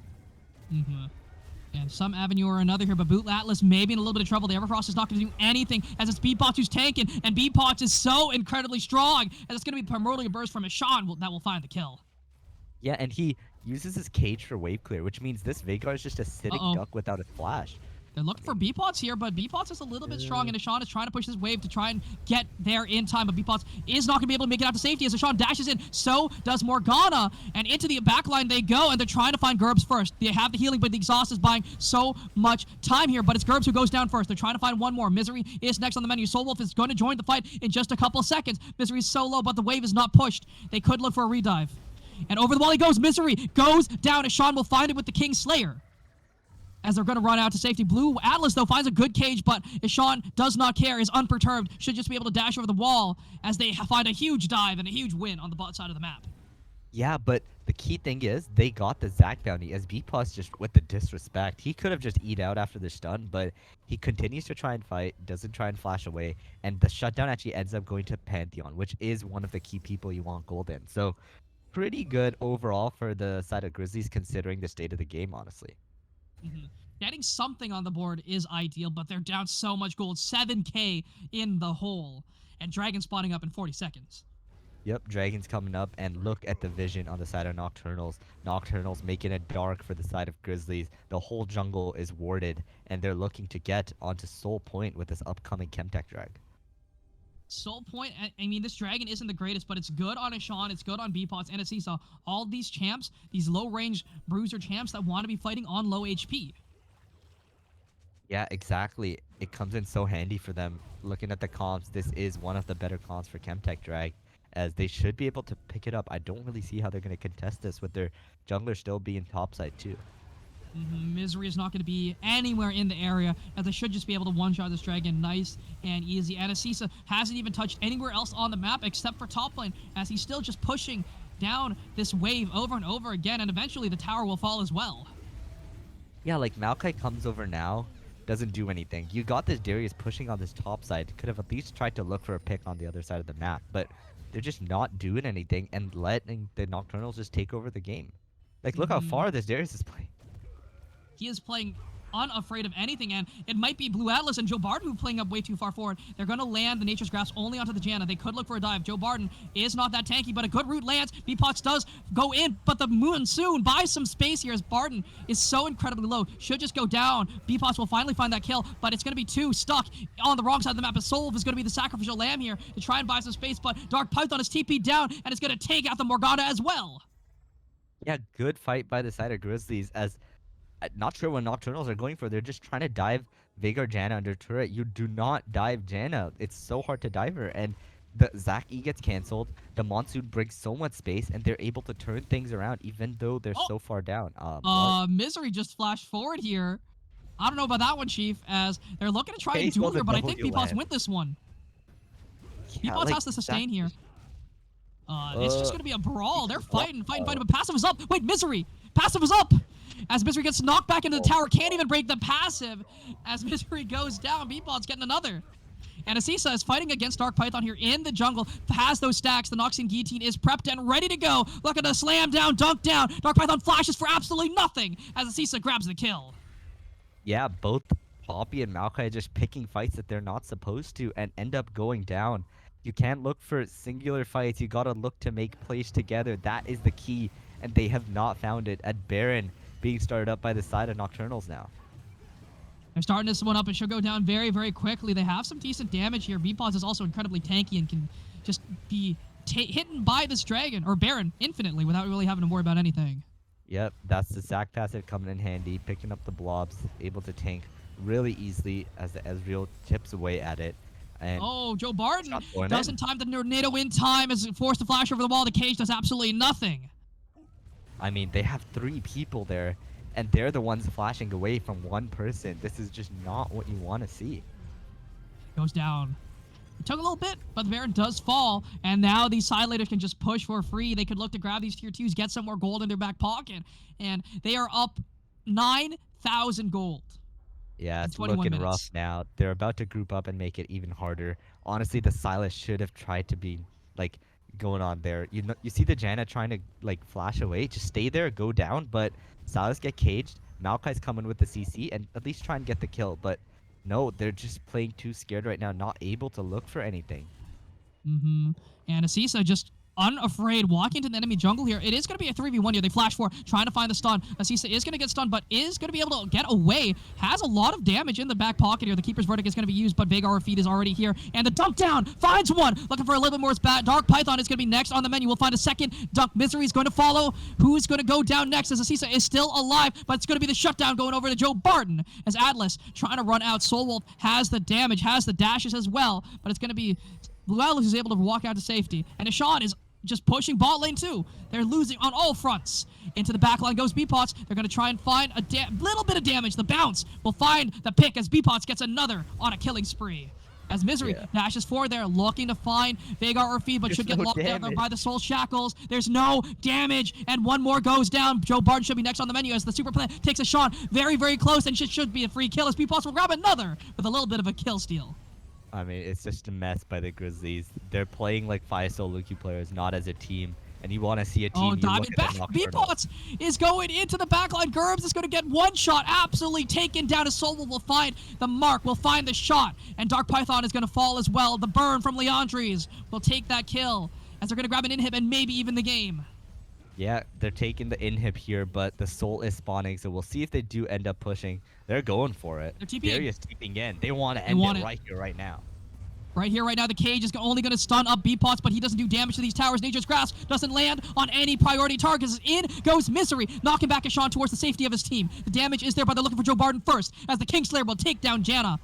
And on to Blue Atlas they go there. They pop the passive there on the Zac, but that does absolutely nothing. As Soulwolf is unafraid, flashing away from Misery, has the damage as well. B-Pots is very tanky, but is very low. The stun lands, shutdown goes over. Gerbs will find that one, and they find the tower at the same time as well. Jungler for tower, that may be worth. The cage gonna do nothing once more as the root does land. Asisa gonna get some HP back with that spin. But it's gonna be a long fight, and they're still going. As they're going for more, Dark Python should be taken out. The dunk will find it, and they have the passive reset or resets here on Asisa. They could look for something, but they could just end the game. They're trying to do so. The NATO gonna go wide. They land onto Blue Atlas. The Monsoon gonna buy some space, but is it gonna be enough? The Primordial Burst is available. Gonna take down Joe Barton, nice and easy. The dunk down is there as well, but the game is over, and the Nocturnals win game 2. Nocturnals in a commanding fashion, taking game 2 here. They were just playing so well. B-Pots popping off in the early game. Just a massive jungle diff there. Snowballing this game, getting the objectives, getting the kills, getting his laners fed. And honestly, the Grizzlies not looking good in this game. That's definitely not a performance that they were proud of. And yeah, they're going to have to try and do something different in game 3, as that was just not it. They just didn't do anything, as slowly but surely the Nocturnals just took over the game and they just won. Yeah, and I mean, overall, though, it was just a good look from the Nocturnals. I think the Grizzlies just didn't really play around the lane they were meant to. They needed to just be playing towards mid lane, shutting down this Silas, but they weren't able to do so, right? They had that misplay, and I think that was what shook them, right? That one misplay where they double flash, weren't able to get the kill. I think that was what won them or lost them the game, really. Yeah, and B-Pots was always there. They tried to look for the kill, but B-Pots with the counter ganks, setting up their team and popping off with the Zac pick. You know I always love myself a good Zac player, and Bpods has just putting on a clinic here, winning that game for his team. And that jungle mid duo, just so much KP between them because they were making the plays happen. So much CC, so much damage together, and there was just not much that the Pantheon could do in the mid lane against it. Yeah, and Pantheon's known for being an early game monster, but when you get snowballed on that hard, you can't really have as much impact because you need that experience. You need those levels and you need those items. You need to be hitting these breakpoints either before your opponent or at least on time, and you weren't able to do so. But I think that was mostly just a little bit of a mental diff. They sort of lost what they wanted to do. They got lost in the sauce and just weren't able to close out the game early enough. So they ended up just getting snowballed on. Yeah, hopefully they're able to shake it off because they got one more game of the night, and so do we. So we'll see you after a short break for the final of the game of the night. Don't go anywhere.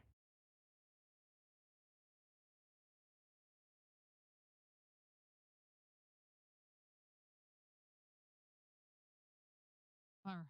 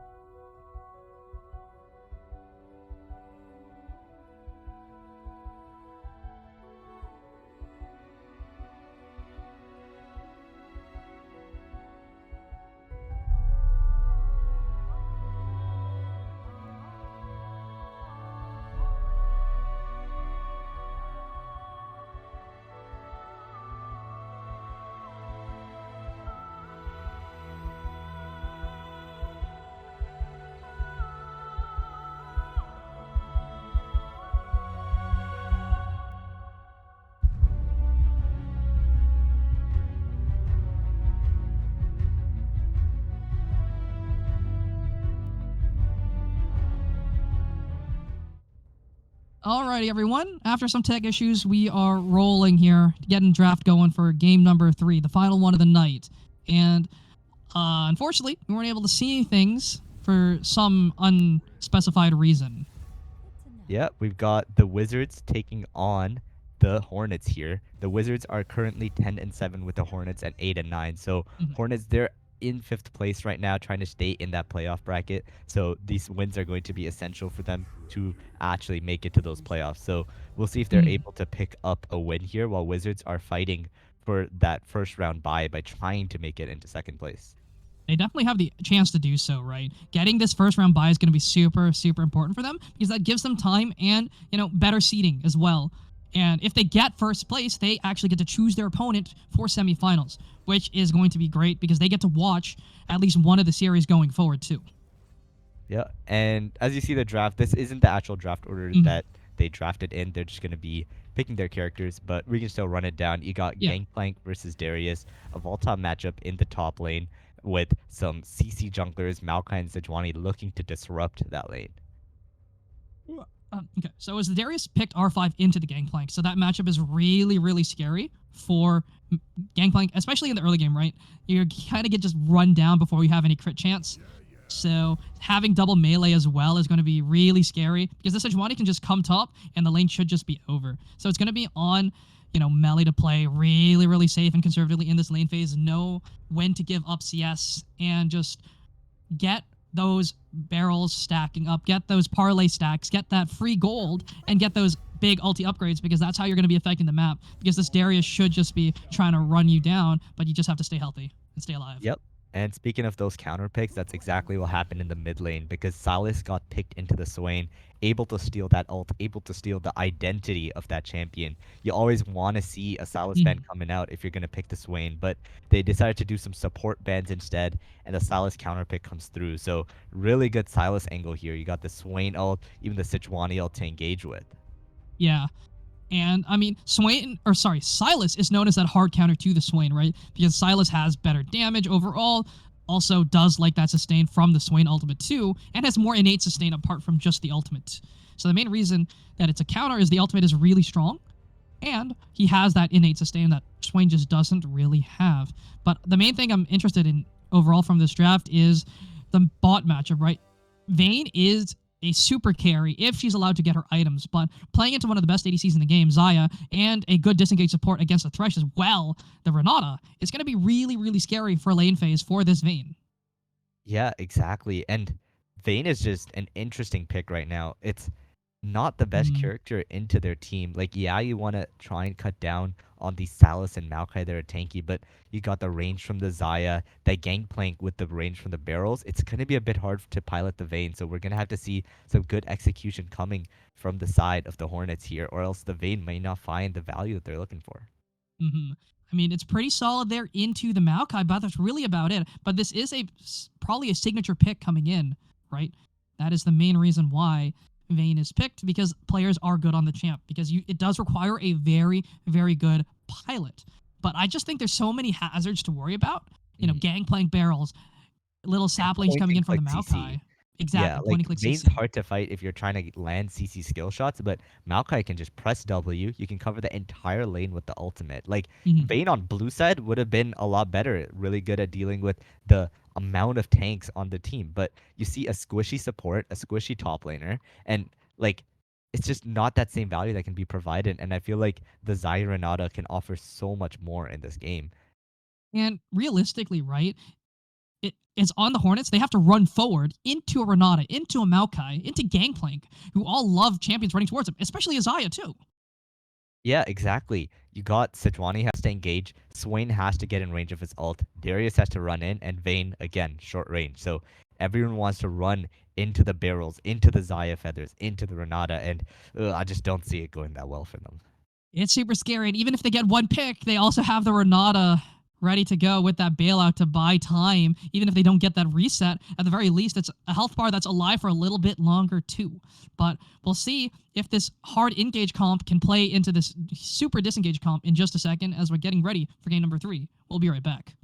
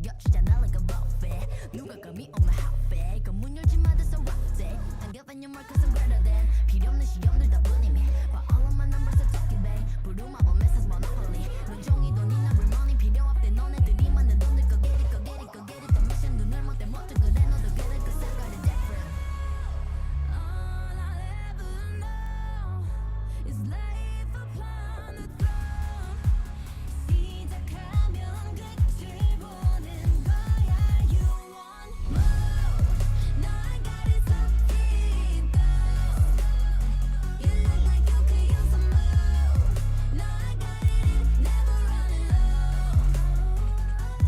Yeah I got more than enough and it up and away You know I got it like bum bum blow your mind Never giving less and it's how it'll stay You know I got it like all day all the time When I go it's for gold Get it cool but I'm cold I don't fit in a mold I'm a rebel I don't do what you say Making moves I don't wait while I smile in your face I got different DNA What's higher than the top that's me Come take a look before falling at my feet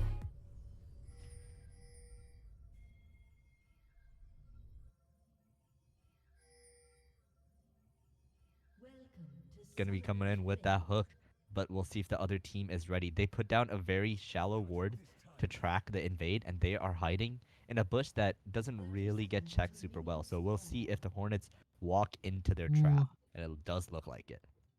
They are going to walk into the trap here. They don't know they're going to be spotted. No sweeper on their side whatsoever as they're walking in.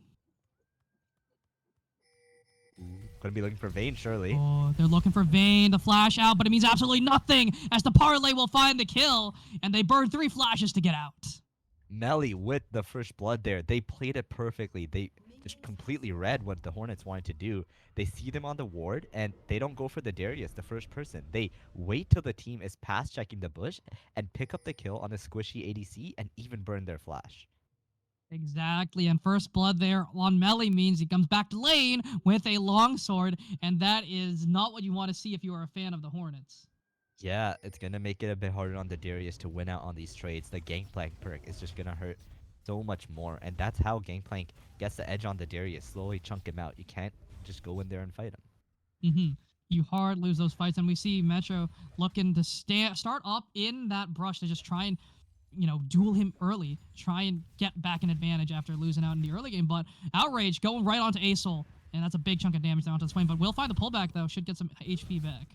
As Melly walking forward here, unperturbed, unafraid. Yeah, the Darius misses out on the Q, I believe. So Gangplank can walk up, use his trial by fire to win out on that trade. And oh my god, Silas is getting chunked a lot. Silas is getting out chunked, but doesn't matter as the damage comes right on back as Asol gets chunked down to a quarter HP. Yeah, both junglers should be seeing this and looking to come mid as both of them are about half HP right now. A jungler gank can easily turn it with the amount of gank potential that both of these junglers have. And Melly, is still going to get shoved in, right? It is still an early game Darius. He may be a little bit behind, but he still does a crap ton of damage, and you have to respect it. Yeah, and Silas clearly showed where he put his ward. He walked straight up to the Raptors, so Sejuani should see that. And it actually looks like both junglers are going bot lane here. Flash to Spain. He's looking for it.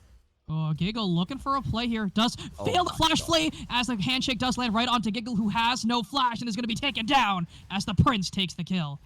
Avert your eyes, Salt. That was not what you want to see. Silas taking a tower shot. Oh, the tower shot. It's not enough, though, as the pullback lands. Metro looking for the player into Melly, who heals up with that orange. This removes Scurry, but actually winning out on the trade. Yeah, he's got the healing from the corrupting pot and the longsword making the difference here. Oh, no. They're looking. The flash away from Outrage should be enough space, enough time here. The eye is going to go wide. Molly is not going to get slowed down here as we see the pings coming out. Outrage trying to run, but Mollywop's is going to secure the kill. Yeah, good pickup by the Sejuani. She just cannot be slowed. Silas cannot do anything. And yeah, volatile mid lane. The first one that comes is the set. Oh, flash forward! Flash in. Melly, can he find the kill? The heal is there, and Melly taking a big chunk of damage here. The passive has been procced. The Noxian Might is there as Metro finds the kill. What do we say, Salt? You don't fight the Darius. You gotta poke him down, but oh my, surely. Okay. Oh, the tower. But here comes these, Nation. oh my god. Maokai's on the way though, but Darius, we'll see. Oh, he doesn't know. Ooh. He does know now. Gonna be a Walking, bit of trying to ring get around out. the rose. Ring around the rosy, but it doesn't matter as Nation should be. Oh, the heal! Might buy enough space, This no will be phase a rush, kill. but the auto will find it as Nation grabs the kill. Yeah, junglers more like janitors, picking up the kills on these low HP targets here. 1 kill for each of them as this Maokai has 2 assists as well. Is just fully controlling this game so far. And they're gonna be looking to fight over Scuttle here, mate.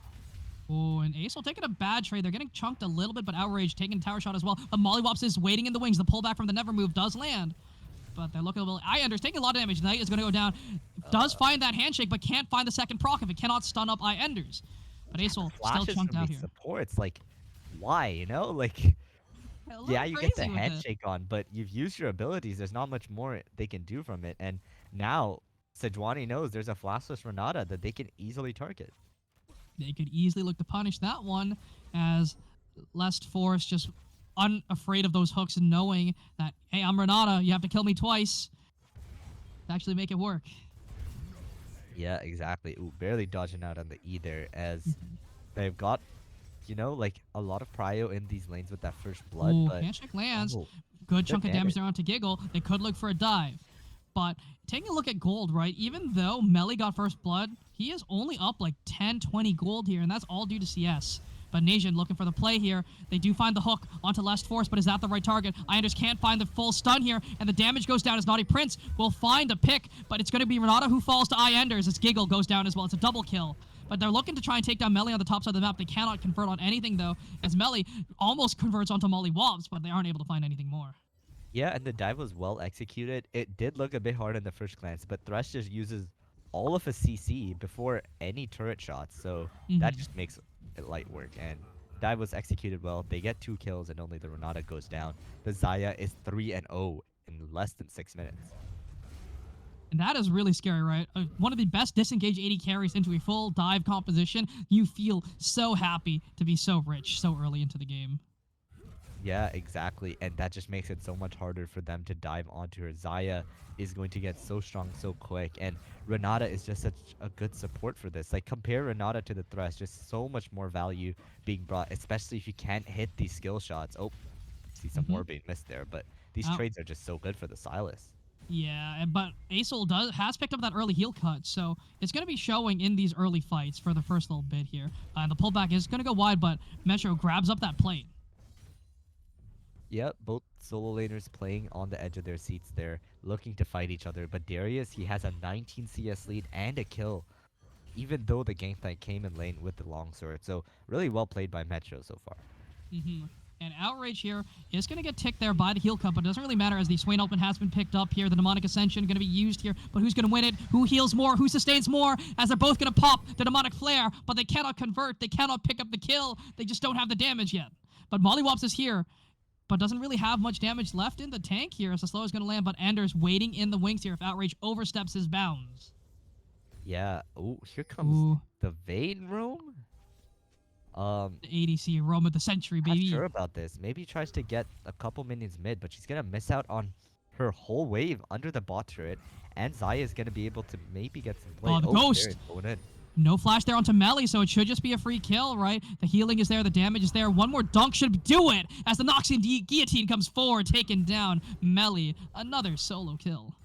Yeah, Metro Dragon popping off with the Darius here as Melly is just not able to kite with the gangplank. Tries to go in to maybe try and proc the passive, which you just cannot do against the Darius, and he gets punished for it. At the same time, look where Mollywops is, right? Already on this dragon. Should be able to pick this one up with the help of the bot lane here. So they may be behind in the bot side of the map, but the Hornets are really strong top side. Yeah, the Darius is huge, and it looks like the dragon should be going over. Surely he doesn't go for it. Yep, that's the first dragon. Chemtech drag going over to the Hornets. Not really wanting to risk his life to grab that steal. Nation gonna walk away as Mollywops does grab that one up here, but we see the roam towards the mid lane. Should just look to clear some vision out, buy some, freedom for this Silas here, but they go in, they try and find the lantern, but ultimate comes through, the Glacial Prison is down onto Lest Force. This is only onto the wrong person, it's only onto Renata, as Giggle should go down. Naughty Prince grabs this one, and look where Nation is, waiting in the wings already, as the flash away, the flash forward with the Feather Storm will find the kill as the blades land true. Xayah is 5-0 as that was a disaster for the side of Hornets. They try and go in. Oh, Silas looking for a fight here. Outrage Doesn't have the ultimate, right? Cannot steal it. Has already done so onto Acel, but Enders maybe dove here, has popped the ultimate, but it's not going to be enough as Nation will grab the kill and walk out safe and sound. Yeah, and the bad becomes worse there. They like the CC just needs to be lined up better. You got a Sejuani ult that's much easier to land than the Thresh hook, right? But Mm-hmm. they use the Thresh hook and miss, and then they go for the ult and can't really Oh! follow up on it. Oh no. Smite's already been used, but they should be able to grab up that yet, Grump. Hook is going to land there right onto Nation. Giggle not going to look to take that, not going to take the flay here, knowing that there should be members of the enemy team in the area. Yeah, you gotta be really scared of the Xayah here. She was hanging around in the area, and they may have had vision, so do not end up going to. But look at this top lane. Gangplank cannot walk up against Darius now. The ward is going to be used here to at least know that the Darius is camping in there just a little bit. But Melly is struggling, you know, is down 30 CS in this matchup, and that is to be expected. But coming into the lane with first blood, and it's going to be a rough go from now on. Yeah, exactly. Metro really putting out one of the best performances so far that I've seen from him. As you know, you come in lane, down a longsword, and get 2 solo kills. It's really just well played. Exactly, and this Darius, you said this was the linchpin here for the Hornets. This is the champ that needs to win here, and he is doing so spectacularly. Yeah, and you can see the poke that Gangplank can do, right? Like, he can chunk Darius a lot. It is a melee character in the end. So if played properly, Gangplank should be okay, but you know, you just go for the fights that you're not supposed to, and yeah, Darius just has 2 kills. Trying to proc that passive, that was Melly's doom there. Yes, Gangplank passive does do a crap ton of damage. It burns, true, but it just wasn't enough. Because it's an early game Darius passive that you're playing up against. Yeah, Hook and on the goes other wide. side, Xayah is 5-0. She has Gale Force already, so Vayne is very scared in this lane. They cannot look like, I feel like if Thresh lands a hook, they just They lose lose. regardless. So what does this champion offer now? The champion doesn't really offer anything except Lantern at this point, and that's not why you want to be playing this Thresh. But Outrage going forward here, knows never moves has already been used, going to miss the abduct. As the damage is there, but not really going to look for anything else here. The ultimate timer should almost be available here for Outrage. Is able to grab that one up. Yeah, both mid laners just dodging out on each other's abilities, so nothing ends up going down, but Silas has a 20 CS lead already. That's as much as a kill right there. So he is getting pretty ahead in this lane, as he is supposed to. Forward he Going in again. goes. A lot of damage down there. Is just going to look to walk away. Should be out and safe. Nothing going to happen here. As Mollywob's actually trading here against Outrage here. And I don't think you win this, my friend, as the Yeah, Glacial Prison no, is he going to does be not. used. Not going to land the abduct, though. So Mollywob's is able to walk out to safety. He actually does bait out the Maokai ult from the side, so we Uh-oh. take those. Wait. Pixel Perfect cleanses. Prince is just allowed to hit this tower unperturbed, unafraid as Enders. The Ignite is already down. Has to flash away from the feathers. Is able to get out to safety, but that was an overstep, my friend.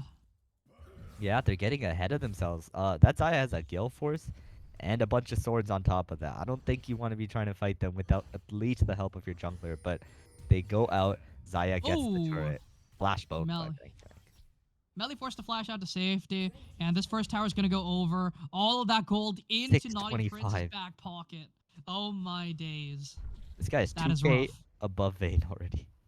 2K above Vayne, also 2K above Darius too. That is true. Just so many plates going over to him, and that's what happens with Vayne. She is really weak early. Thresh doesn't help much, especially when paired against the Renata, and it just looks so doomed in draft already coming into that laning phase. And, I mean, that's what happens when you pick a champ like Thresh and engage support. You just pick Renata and it's going to suffer, or you pick Heimer and it suffers even more. Yeah, exactly. And now I want to see the Xayah, as we see, going mid. Oh, Oh. Solid looking. Outrage going right there onto Ianders. The stun is going to land. The Condemn will get him out to safety. But that's Vayne chunked out before Dragon. Yeah, and they're going to be going over to this Dragon here, try and push the pace. The other team has a Chemtech Drake, so they're going to pick up the Hextech one, using Xayah's extremely fedness to just make it impossible fire for the Hornets to contest it. Oh, flash Oh. 4 from Metro is going to look for the kill. This could be lethal, right? Melly has no flash. The Noxing team is prepped and ready to go. And here comes the cannons. But they don't do anything as Metro just walks away, getting the kill. Yeah, another solo kill for the Darius as he is running over this lane. But the response, Herald mid here, they're going to be looking for some plates, but I think it's just Maokai who gets the gold from it. They weren't in range for the local gold here, but at the very least, they get something in the back pocket. Yeah, exactly. And while that's happening, Silas continuing to push in that bot lane. The Vayne cannot really step up without her flash here. And she's stepping up a little bit. Abduct is going to land here. Condemn is available here. Enders is so incredibly low, but is not going to go down as Walk running forward here, trying to use those silver bolts to buy some time, do some damage. But flash forward, Kingslayer will take down Enders. I mean, it's as easy as that. That's why you can't walk up. And Vayne pops the ulti, but still ends up going down. She burns the ghost as well. It is just not looking like a good Vayne angle this game. That was first pick, by the way, so not the best first pick you want to see. Yeah, not looking all that hot as, there are just better ADCs in the pool that were up and available too, right? Yeah, exactly. And now this Fed Zaya putting in the work onto the mid tower, but the support and jungle on the Hornets coming in to clear the wave and push them off. But that tower is getting lower again and again. That is a Jock Show Swain. He almost finished that one up just a little second there, but Teleport comes really? in. Yeah, has the Huh. Aegis. Yeah, it's you're just right. going full tank, I guess. Interesting. We'll have to see how that ends up working out. But with the Vayne behind and the Swain going tank, where is the damage coming from to kill this Solely pilot? Metro. Yeah. Somehow the Darius is fed, but how are you getting on a Gale Force Zaya? She has cleanse, she has ult, she has flash. Like, it's just so she has hard. Renata. Yeah, even if you do kill her, like, she might just kill you. It's just looking pretty rough here for the Hornets. I don't really know if they have a way back into this one. But Yeah, but you gotta recognize your strong points. The Mhm. Sejuani and the Darius is still a lethal combination. The CC is there, the damage is definitely there. So they gotta look for some picks here. Try and get some kills onto their side here because the game is slowly getting out of hand for them. Bull gonna go wide. Metro not gonna find anything there, but Naughty just gonna try and grab up this tower. Is gonna be able to do so, and that's just more gold in the back pocket here for the Zaya. He's so incredibly fed, but Less Force might be walking right into Mollywops here. The root is gonna land. The pullback of the feathers is there as well. A lot of damage there coming in from the Zaya, but they can't really convert on the kill. Yeah, not gonna lead to much with no objectives Oh. really being up. Pull lands. Outrage taking a big chunk of damage there going forward here, but Darius has that passive ready to go. The Noxian might bleeding away at Outrage's health bar. Yeah, you see the power of this Darius. They need to use it in the team fights. Try and make something happen soon. Because they're continuing to get these turrets. I actually want to see the Zaya maybe try and go top. Try and pick up that top tower. Because anywhere she goes, everyone else has to step away. Yeah, and they're stepping up towards this mid-tier 2 into the enemy jungle here, dragging up in a minute 40 here. Enders just can't really walk up to the wave. The Nature's Grass is going to zone them away from the tower. Giggle forced to flash out to safety. Outrage will find the Abduct here. They're double flashing towards Giggle. As Giggle goes down, Nation will grab the kill. Less Force flashes into Sejuani here. Should go down, but it's 1-for-1. The tower goes down, but it's a mid-tier 2, and they're looking to convert on the top side. Yeah, looking for the Swain. Abduct He has lands. ult and pop. The pop is coming out here as they're trying to find some damage. Asol is Walked going to be away. forced away, but they're going to grab that top tier 1 as well. I actually don't like that play by the side of the Wizards. Like, Mhm. the Hornets get the bot turret, they get a kill back. It was only a kill on the support. Like, they forced super hard, and they didn't even get the mid tier 2 or anything off of it. So they do end up getting that top turret, but you're more than happy to take that trade from the Hornets. And what I want to see from them is get down to that dragon first. Try and look for something. You got Sejuani, who has an insane engage range, right? You gotta look for something before this 5v5 happens because it's not gonna look too easy to get onto the Zaya if their whole team is in front of her. And we said this before. When you're behind, any trade is a good trade, right? It may be losing, but it was actually a net neutral trade. They lost 1 tower in exchange for, or they got 1 tower tower in traded exchange for 1 and tower one and 1 traded, kill for 1 kill. So you take that every day of the week. Yeah, and actually the Jack show does get completed by Swain. All their mythics are mainly online. Oh, looking on Oh. Thresh. The handshake's going to land. They're trying to take out the support nice and easy, but Molly going to tank that one up. Nature's Grass going to come out. They're going to block for Anders, who gets rooted up anyways, and they dive. Nation goes forward, and the stun lands onto Anders, who should go down very, very soon, but Mollywops is very tanky. Nation is so incredibly low, goes down, but the bailout just buys so much time as well. And Melly going to get hooked up here. Zaya's Can here. they find the kill? Zaya has finally shown up to the fight, looking to try and find the damage. Asol so incredibly tanky with that Jock Show, but doesn't really do all that much damage as he's forced to flash away to safety. But it's going to be an even fight, a 2-for-2 trade, and you take that every day as the Hornets, but they are going to lose this dragon. Yeah, they're just so ahead that it doesn't matter too much. But Zai just wasn't there for a lot of that fight, so they're actually able to get a decent trade here. Not sure why they were looking to engage so much without the core carry with 5 kills and 2 items. But you know, there it does still end up working out okay. They end up picking up the dragon, and they're making really good progress so far in this game. And they're in a great spot. It's almost a 30 CS lead coming in for this Zaya.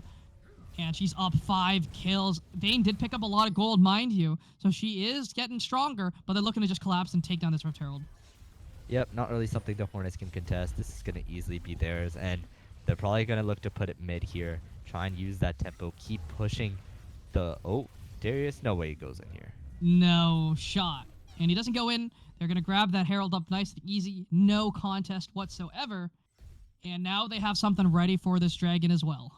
Yeah, and, you know, they are, like, 4k gold ahead, but it's just so scary. You got Silas and Maokai who can start fights so easily, and the damage from just a global range from this Gangplank to just support any fights that they're looking to go for, you know? So it's going to be a bit hard on the side of Hornets to look back and try and get something here, but maybe the Darius can get another solo kill. We'll see. It's up to Darius to find anything, really. And Melly's still chunking, though, you know, only sitting on that 1 crit item. But it's putting in Yeah, some work. but also, like, how many times have we seen the Sejuani come to Darius's lane and try and look for a play, right? Like, they're not on the same page. You need to work as a team. Like, it's a lot later into the season, and you're hoping to get more of that chemistry by then. But Darius is mainly alone here, able to get that Thresh Lantern. Nature's Let's Grasp see if he gets finds a out, double though. root here. They're looking for the play here as there comes the Cannon Barrage doing a lot of work here. Metro's going to heal up a lot. The Ignite is going to go down a little late, but it's not going to matter as the kill goes over. One more auto should do it as Melly will pick that one up with a parlay. Yeah, and that's got to be the last straw here. They're going to be looking at this Baron with the biggest member on the side of Hornets going down. And yeah, they should just be able to start it. The Silas has the TP if needed, but I don't even know if they're going to contest. It looks like you have to at least go for a steal here. It's do or die here for the Hornets. They need to get this. They need to try and get a miracle steal. It's on Mollywop, so TP's coming through for the backside. 2,700 on this Baron as the hook does land, but in goes Mollywops. Can he find the steal? He will not be able to do so. But Outrage trying to sustain up here, but a beautiful bailout by so much space for the Silas, who will pick up a reset, will pick up some time, but into the backline, flashing over the wall. Naughty doing so much work. The Prince is going, trying to commit some regicide as Acel is finally going to go down. Enders is so incredibly low. It's only the bot lane remaining of the Hornets as they have lost this fight. Huge. Yeah, 1 for 2, but they get the Baron. Huge pickup here, continuing to accelerate this game at a 6k gold lead, and they're going to be taking their backs, looking to take on some more turrets because there's not that much wave clear on the side of Hornets either. You know, Vayne is almost non-existent. Swain is okay, but nothing like some of He the built other tank. mages. He that has you no see. wave clear. Oh my god, yes, he built Jack Show as well, so he's not killing these minions anytime soon, especially when they're buffed by Baron. Yeah, and Darius is not known as a great wave clearer himself either, so they don't really have a way to contest these super waves. They need to try and find a pick, they need to find a death brush, and get someone as they're rotating between these lanes. Yeah, exactly, and we'll have to see where they start going towards. All these inner turrets are left up. The side ones are really easy to pick up. All they need to do is group, but it looks like Salah is going to go top to match this Darius. He doesn't have the TP, but Darius didn't take that summoner spell either, so it's going to be a 4v4 down in this bot side. 4v4 looking to go, but Silas has no TP, but is pretty strong in his own right. 2 items to his name, and the 4v4 is definitely in favor of the Hornets here. And Metro just chunking him out under the tower a little bit here, looking for this dive play. Can he find it? The Ghost is going to be popped. The Noxing Guillotine is ready to go. The flash away, and it's a beautiful outplay coming in from Outrage. Yeah, and it just looks like a look of desperation from the Darius. Metro trying to find something for his team, but Oh, good diving pullback south here. of their tower ain't the It's best. only the hook onto Renata. The Glacial Person only lands on the Renata. The Rift Herald's being used as well. And the bailout doing a lot of work, forcing them to auto each other as Giggle taken solo should go down. Nation very, very tanky with the Radiant Virtue, but the Vayne is trying to output the damage. Melly's going for it, and so is Naughty Prince. But Ianders has a lot of single target DPS, but it's not going to be enough as Melly finds the flash forward, but it's going to go down. The Rift Herald charges into the tower, taking down one, and it's one more Nexus Tower between the Wizards and the game. Yeah, not much Vayne can do here as they are bursting open the enemy base. Malphite Anders goes in. She should be gets dead caught here. out here. The pullback is enough as the ace comes through, and the Nexus should follow. Nation's gonna go down from the Darius here. The dunk down is enough, but Naughty Prince is just hitting away at this Nexus. So is Outrage as they can't find the kills, but they do find the game win. The Wizards take the win. Yeah, the Wizards destroying the Hornets in here. They had a great level 1 strat, and they just kept following up on that, making the plays, and bot lane just got so ahead, and despite Metro's best efforts in the top lane, they end up picking up the win. And I mean, what can you say except the bot lane played so incredibly well. Prince and Lust Force just played so well, and same with Outrage and Nation. Melly did have some stumbles in the lane phase, but was able to use that ultimate effectively and help out the team. Yeah, you can't help but look at the draft as well. Vayne coming in as the first pick just really did not look good. And if you're gonna pick up the Swain, you can't forget to ban the Silas, as he just always was ahead of Swain in every time, picking up the ultimate, doing what he does better than him, and the whole team of the Wizards just overpowering the little bees that could not fight back as they take the win in Game 3 of the night. And I mean, the Wizards, they're looking like a great contender for first place. We don't have all the standings in just yet. I don't think all the games are finished, so we won't be able to determine who's in first right now. But the Wizards are definitely looking so strong going into playoffs. They only have 3 more games left. Yeah, I believe they're in third place right now with the 11-7 scoreline. The Stallions, we're not sure what happened with that game, but Panthers are only 1 game ahead of them. So they'll be looking to crack that top 2, get the bye, and get some info on who they'll be playing next. But yeah, great game tonight. Great set of games. It was just a huge showing by the winning teams. Just honestly, none of the games were too close. Each of them just one team destroyed the other. So the losers, they got to look back on it, try and change it up because we got 1 week left. It's crunch time before playoffs. Alrighty, and with that, the last week before playoffs is going to be the most important one. But we'll see you all then. You don't want to miss it. We'll see you guys next week. Have a great night, everyone. Take care. Bye bye.